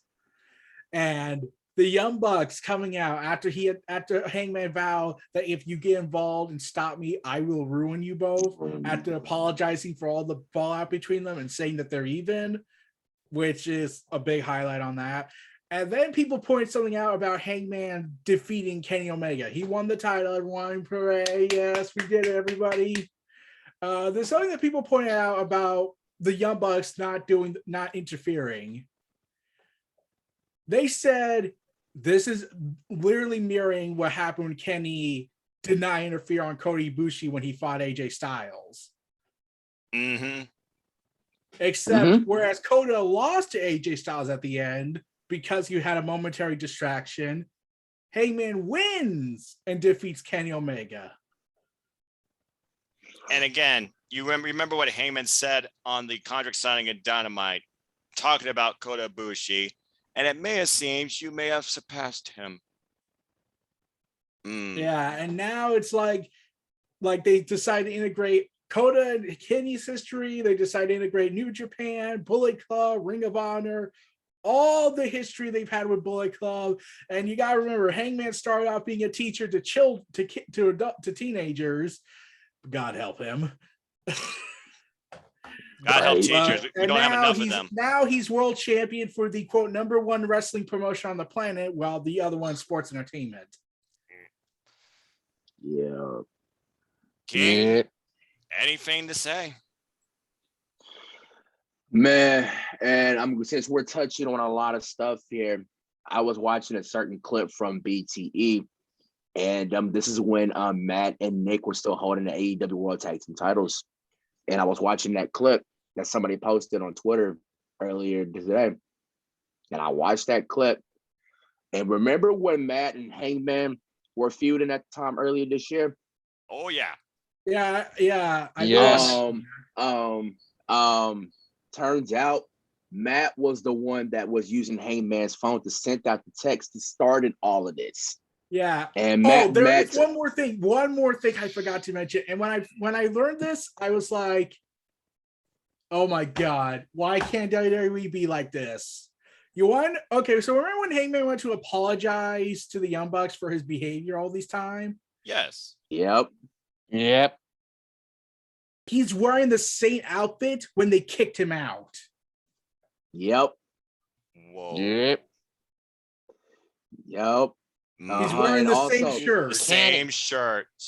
And also, since we touched, remember on the episode of BT that the Elite were celebrating, and then Hangman they had was all the going on the back just on the outside. Yeah.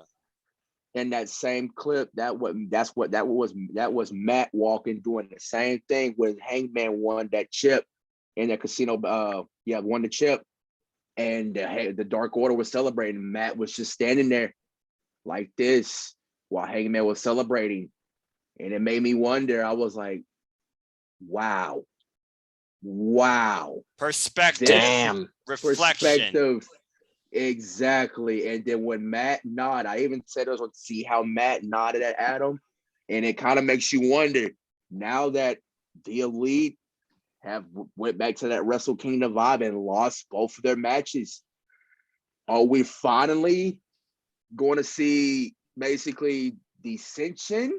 Because everybody's saying, oh, Adam is slowly taking over the Elite, but also Kyle O'Reilly's contract is coming up next month, but also Adam put the hit on Jungle Boy by using Bobby Fish. Could we also see the Elite versus the UE at AEW? Okay, here's the thing. I didn't watch it, but I kept hearing about it. Apparently, Adam Cole and Bobby Fish teased it this week on BTE. I watched BTE today. That Civil War is about to erupt. You saw the Young Bucks and Adam Cole sitting in the locker room together after the Falls Count Anywhere. But you also saw two other things. You saw the thumbnail before you even hit the dang clip, and you saw that long walk of Kenny Omega by himself. So that leads me to think. The Young Bucks are probably going to be on their own for a little bit because Kenny has got to take time off. For the love of God, Kenny, I hope you walk away to seriously rest. I don't think he needs to be involved on all Elite content in any way for an extended period of time. He's done more professional wrestling in the last year than anybody has in the industry's history, I think. Since 2018, when all these injuries started to happen. And you gotta remember, heading into this, Kenny was working hurt like real bad. Messed up shoulder. Messed up shoulder. Like they said, he can lift up a bar. He can lift up a bar, which is 45 pounds, according to Dave Meltzer. He was the one that talked to him about it. Mm-hmm. And Kenny is like, I can't lift heavy weights. I can There you wrestle go. out my shoulders. There you go. And yeah, he tried to do the I'm pretty rolling sure angel Kenny during the is match. that living embodiment of that guy from that movie from the I can't remember which the movie was, but he keeps bouncing around while his arms and legs are cut off, saying he's just a flesh wound. I know that clip. I've heard that clip. I'm not even a movie going. I've heard that clip. But yeah, and another thing to think about, when Kenny Omega was wrestling, it's like, again, he's on autopilot. He drowns out all of that. He literally is just there to literally give you the best possible Kenny Omega and wrestling match and story he can too. And this was an incredible thing. You really wondered, 2 years as far as AEW goes in the making, was this match going to hold up towards what they were building? I really think it did. They put out all the spots. Yes, they were vocal, as you said, Eric. We saw innovation. We saw very intense head-on collisions. Those ridiculous backdrop drivers. I'm pretty sure Kenny Omega landed on his head more on his than the Hangman did when Kenny Omega delivered his. V-triggers galore, and at one point those Kawada kicks fired up. The Heyman says, "Is that all you got, you fucker?" And he literally kept on just like turning it up another intensity. And as you alluded to, they didn't do the one-wing angel spot where Kenny Omega delivered to Hangman, and I think it's because of what you said, but Hangman delivered to Omega, and now Omega is the only guy besides Ibushi to kick out of literally his own finisher. And in the end, when it was the Bucks that came down, you saw Nick on one side, did not, he came close, didn't do anything though. Buckshot led to the back of Omega's neck. And then Matt, like you said, the subtle nod. It's like, this needs to happen. This is it. I forgive you. To the emotional journey those two have had against each other more than anybody else in the elite. That final buckshot lariat, and a cowboy finally got the crown. By the way, subtle spot. Aubrey Edwards, I think you got better cardio than Charles Robinson. That being said, this was a wild, crazy, physical, incredibly emotional main event match with wild perspective entrance on both. When I think about the way Kenny Omega came out, it gave me shades of Wrestle Kingdom 13, where he just closed his eyes and looked up. And it's like, I'm literally seeing the continuity here. Did I not freaking tell you? But bottom line is this. That was an incredible main event match. And what a way to end the saga of AEW. What's the next saga to come? You and I, we got a ton of different ideas. I already got the next saga in mind. Only time's going to tell. With that being said, I also got to wonder, after the match, you saw Kenny Omega and Hangman. They were down, but they were sharing words with each other. This felt as like an endpoint as much as The Rock and Stone Cold did back at WrestleMania. I was gonna say that comparison was made, and then also people mentioned that they did this last year at Full Gear with Kenny doing it to Hangman. Exactly. And also, like somebody brought up on Twitter to my attention, it's like this was chapter 1 of AEW. Exactly. And I kind of agree. That is chapter 1. What's chapter 2 awaits us? And also, I know what chapter 2 is going to bring. I have a theory. Well, you usually have a theory. Ahead. You're not for sure, but you have a theory. Go for it. Okay, if the Elite is fully breaking down, like the Young Bucks have basically all but turned on Kenny, Adam Cole clearly has plans for his own desires. So I'm pretty sure a power vacuum is going to start forming in AEW with all the other factions trying to claw it. Hangman's going to have to be desperate to keep his title intact. And you got to also mention, and remember, Matt Hardy's waiting in the shadows, and he'll think he deserves the title because, hey, I got you. I made you. Yes, because Big Money Matt and Heyman and Page faced us at Revolution, a big money match this year. And he's the one that set the seeds to destroy the Elite within initially with the phone text.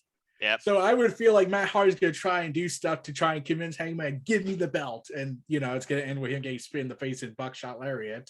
Well, it's ironic you mentioned that as well, because as we saw in AEW Dark Elevation, fun show tonight, by the way, we saw the Dark Order take on the Hardy family office. And we all know the Dark Order is friends with the Heyman. And the fact that the Heyman did not take the drink anymore. Shout out to John Monks, of course, recovering also from alcoholism too. Yes. Again, you got to wonder how close-knit now the Dark Order and Heyman and Page are going to be going forward too.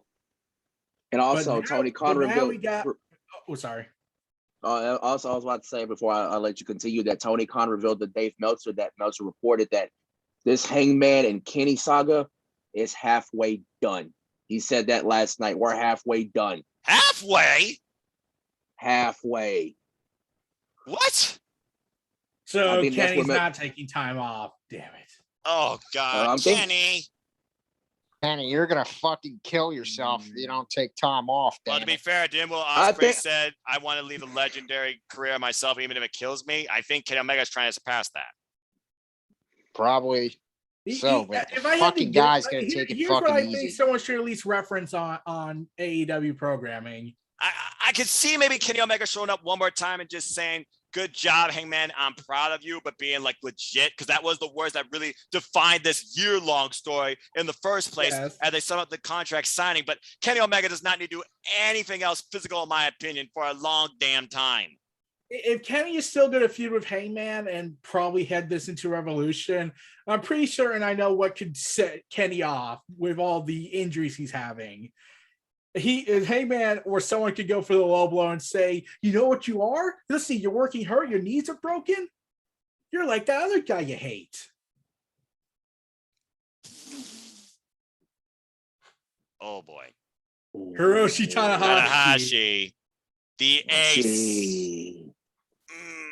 And I'm pretty sure Kenny would be like, you take that back, you son of a. Because we know legitimately that Tanahashi and Omega can't stand each other.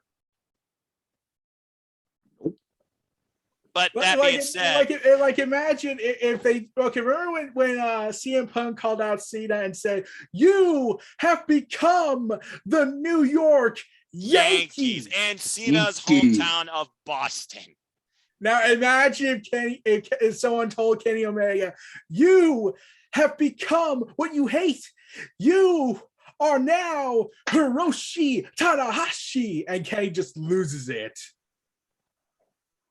Oh shit.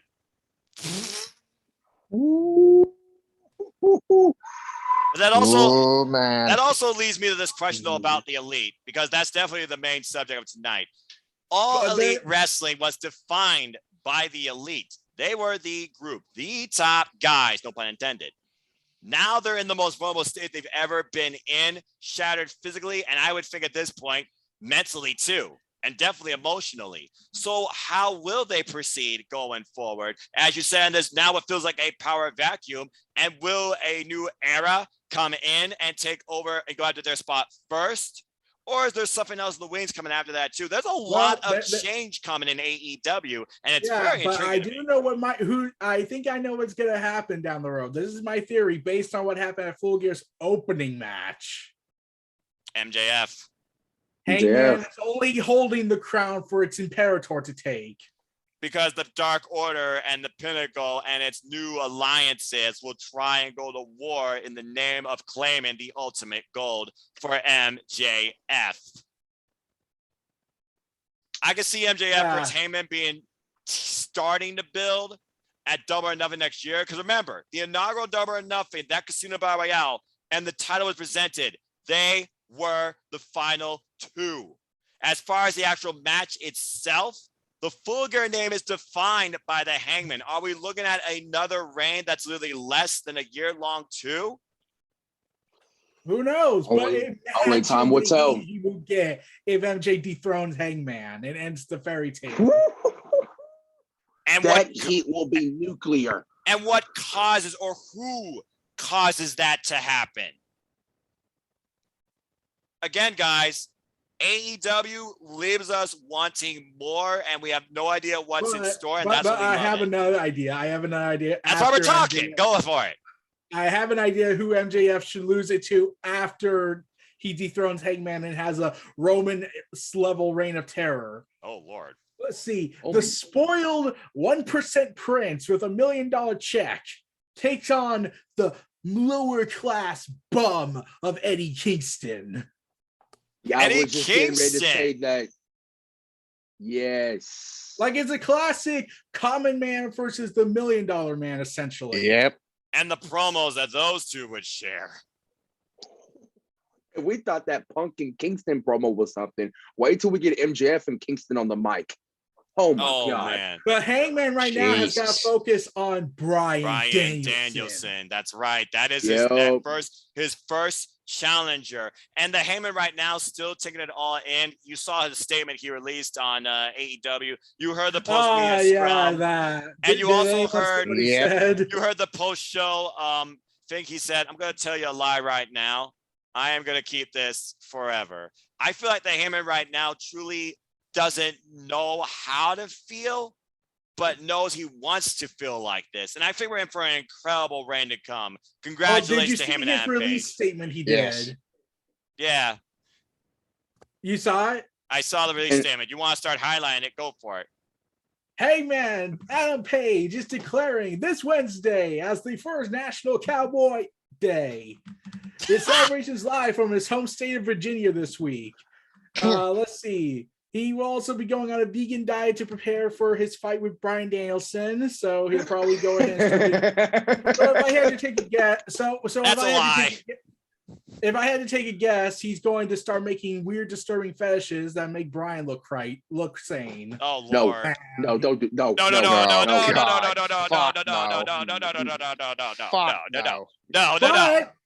But there is something he does mention that kind of plants the seeds for the Pinnacle to come after him.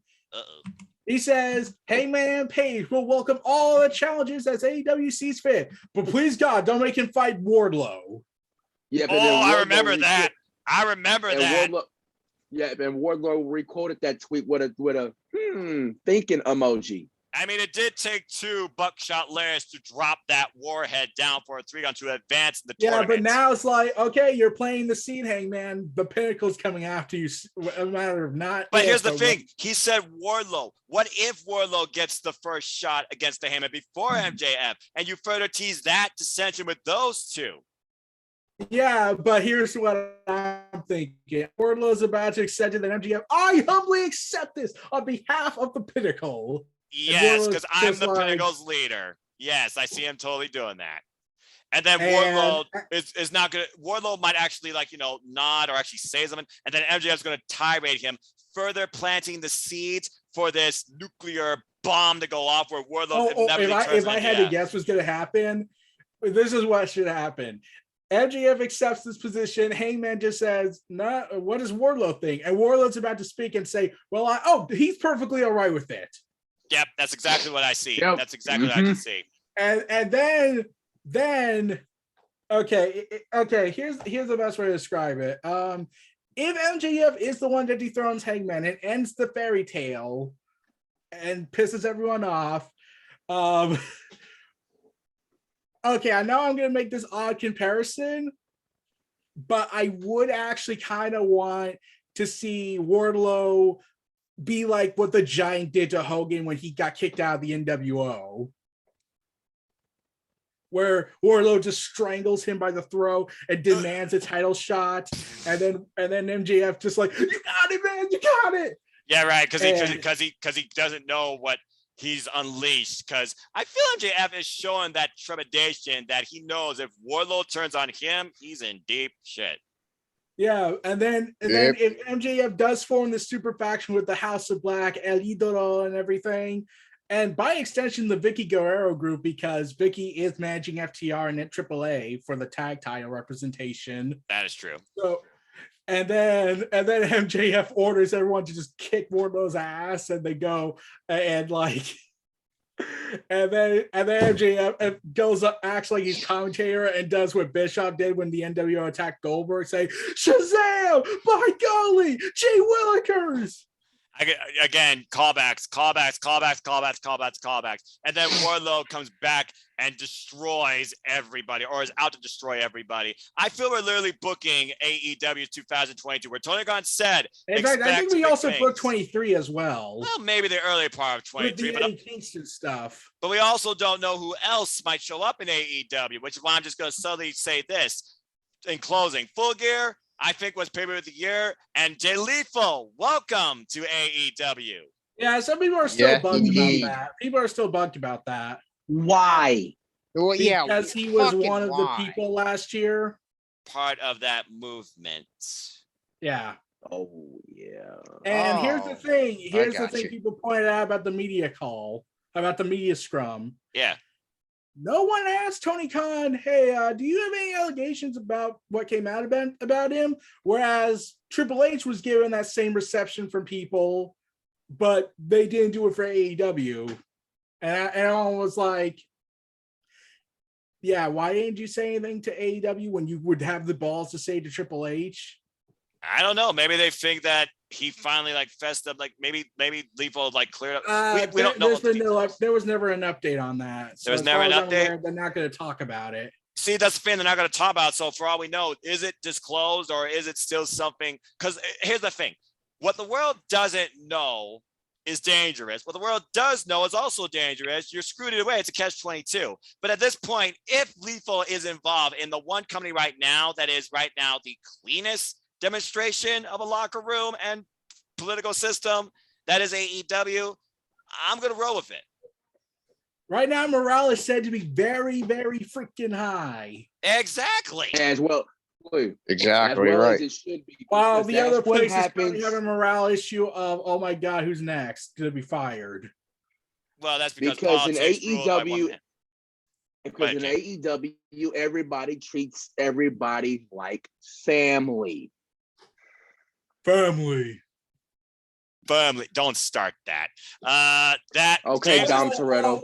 Wait. I think I just remembered something. Hold on. While you're talking, let me find it. Okay, because I'm just going to say this. We now know what's ahead for Wednesday as we look at what's next as we get closer to the new year, as we look at the fallout from Full Gear. We got a TNT title match with Jay Lethal's in-ring debut against Sammy Guevara. That's going to be a good bout. We have the TBS tournament continuing where Hikaru Shida will take on Nyla Rose. Again, will Nyla Rose overcome Hikaru Shida this time, or will the Bushido Fighting Spirit once again overcome the Native Beast? Will Serena Deeb play a factor as Bryan Danielson continues to fight every freaking week because he wants to, or excuse me, wrestle? He takes on Evil Uno. Dante Martin, who we didn't talk about at all, will team once again with Leo Rush, who's back after a family incident. My best and deepest condolences to you, brother. Taking on the Acclaimed. And I think that's right. We also have Chaos involved because the Butcher and the Blade in a dream match for the Butcher and for me takes on freshly squeezed Orange Cassidy and fucking Stone Pitbull and new, spoiler alert, new never openweight champion. Thank God, Tomohiro Ishii. Okay. Let's fucking go. Two things about that. You want to know something? What? Butcher was actually set to do something else on Wednesday. He wasn't, but when he got told, "Hey, we're bringing in the Stone Pitbull to fight you guys," and the Butcher was like, "Yep, I'm going. Hey, get my bags. This is a dream opponent, a dream match for the Butcher. And you know how much I love the Butcher, man. He's one of my favorite wrestlers. A guy sporting a monocle and can beat people up in the ring. So damn glad. The Butcher and Ishii, I want the singles now. Just give me the damn match. I'm so damn excited." And two, I just found out, I just had to look this up just to remind myself. Speaking of when we were doing the Vin Diesel reference, MJF actually called out Vin Diesel. Oh, fuck. Oh, it gets worse. You want to know who he also called out inadvertently? Oh, no. Who? Ooh. He also called out The Rock. When he was talking about Vin Diesel and Dwayne's issues with each other and the apology Vin Diesel gave. And I was like, MJF, you're calling down the lightning. Yeah, literally. That's one person you're never going to out-promo. I don't give a damn who you are. I mean, like, CM Punk has to out-promo The Rock. He tried his best. Jaws are just too short to box with God. Yeah, and then The Rock basically just dropped that boy. Again, the immortal promo. It's the fucking Rock. Yeah, let me tell you something. Yeah. The Rock, you can never try to out-debate The Rock or out-talk The Rock because actually, I'm pretty sure that John a Cena losing did battle. Well. He tried that for a year, Eric. Let me tell you something. They made The Rock look fucking weak against John Cena in promos. They made Rock look like a watered-down version Rock. Because not only that, but the New Day too. Yeah, let me tell you something.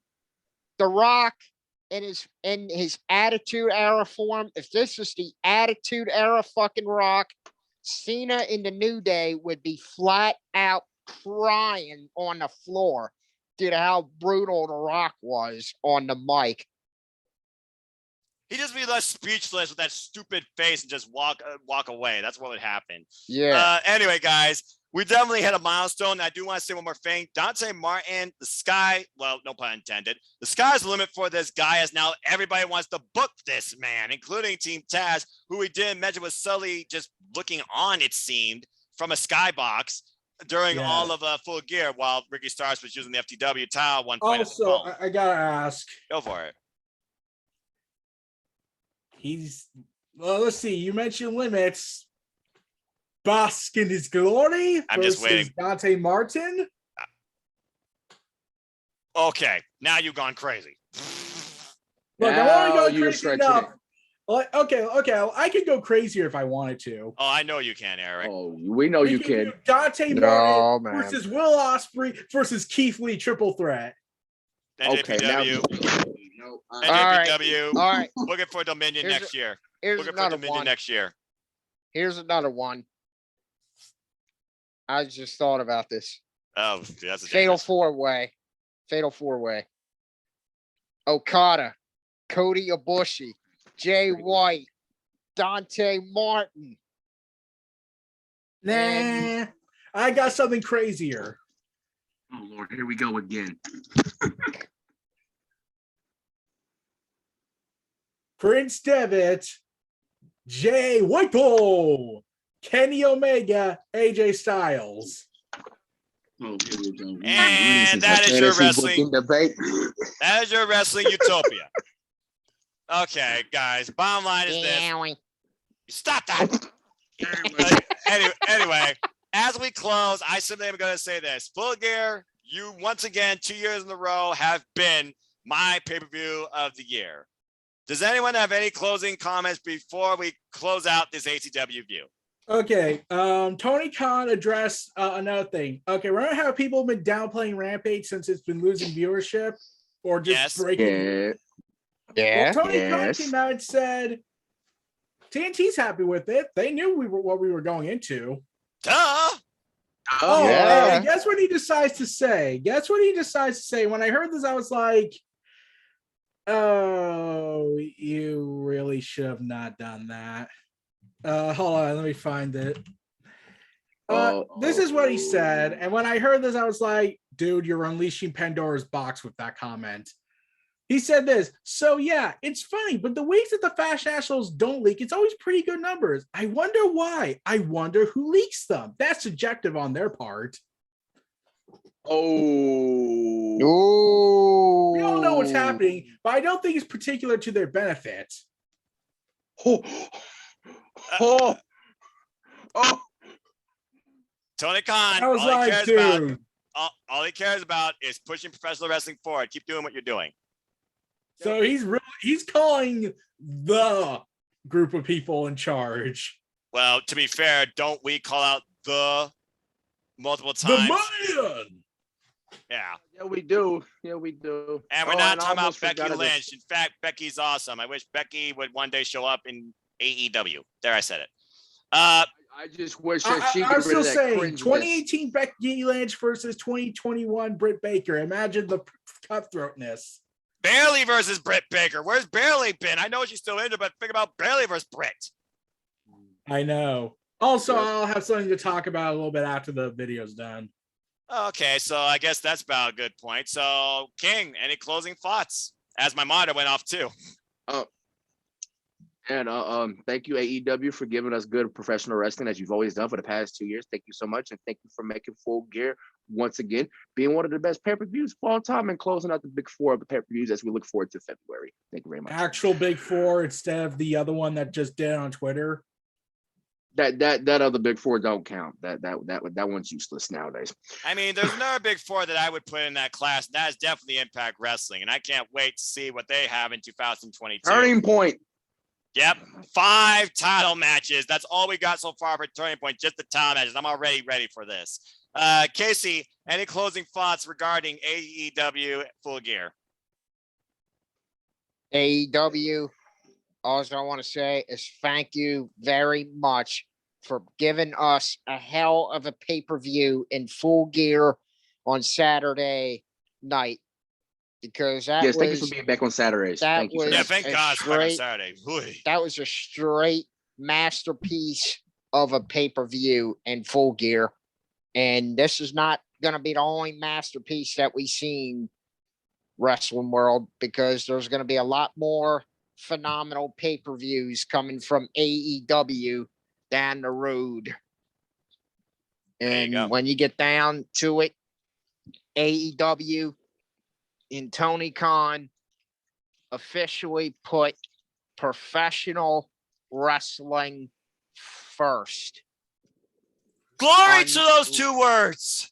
Okay, On- guys, I got something. I just got something. Unlike the last, Okay, I'm not wait. even going to mention the other promotion in Stanford. Unlike the last promotion in Stanford that puts professional wrestling last and makes a mockery of it. To be in fair, the they don't even say. To process. be fair, they don't even say the words. I don't think you should be either. But anyway, Because they consider it Okay, a dirty word. but guys, they guys, continue. before we end this, I just got a question. Casey, where are you at? Where am I at? North Oh, Carolina. yeah. South Carolina. Okay. Okay, Casey, you definitely need to go to North Carolina on November 27th. Again. What? Again. Yeah. What show is that? All Elite Wrestling Wrestling. Cage Super Show Oh. Revenge. Oh. There's a reason for it. Okay, Casey, you want to know what's going to happen at Wrestle Cage Super Show Revenge in North Carolina? Oh, WrestleCade as well. What is that? Oh, that's okay. They're going to have Ah. Deanna Purrazzo versus Thunder Rosa versus, let's see, Mercedes Martinez. Martinez. And two, this just Ooh. got announced. This just got announced. Buddy Matthews versus Malachi Black. What? What? Damn. Damn. Now they just opened the Forbidden Door to WrestleCade. Oh, God. Oh, wow. Damn. Sometimes I hate the fact that I can't take off days of my job to go travel to see pro wrestling. You know that, right? Exactly. Well, Um, it's in Definitely think about it it's- on November at 27th. It's at Benton Convention Center in Weston Salem, North NC, 11/27. I'll definitely think about that when the time comes. I'll just Well, the watch tickets it are on available. freaking The tickets flights. are available. I could send the Definitely send think- Um, Yeah, just Well, gentlemen, we've all send a been card to the chat. I'll We've all check been it out. part of history one way or another this year at live professional wrestling events and also before. It's only going to continue to happen in 2022. And I do hope inevitably we all meet up, maybe at All Out, where I already said that's what I plan on doing next year too in Chicago.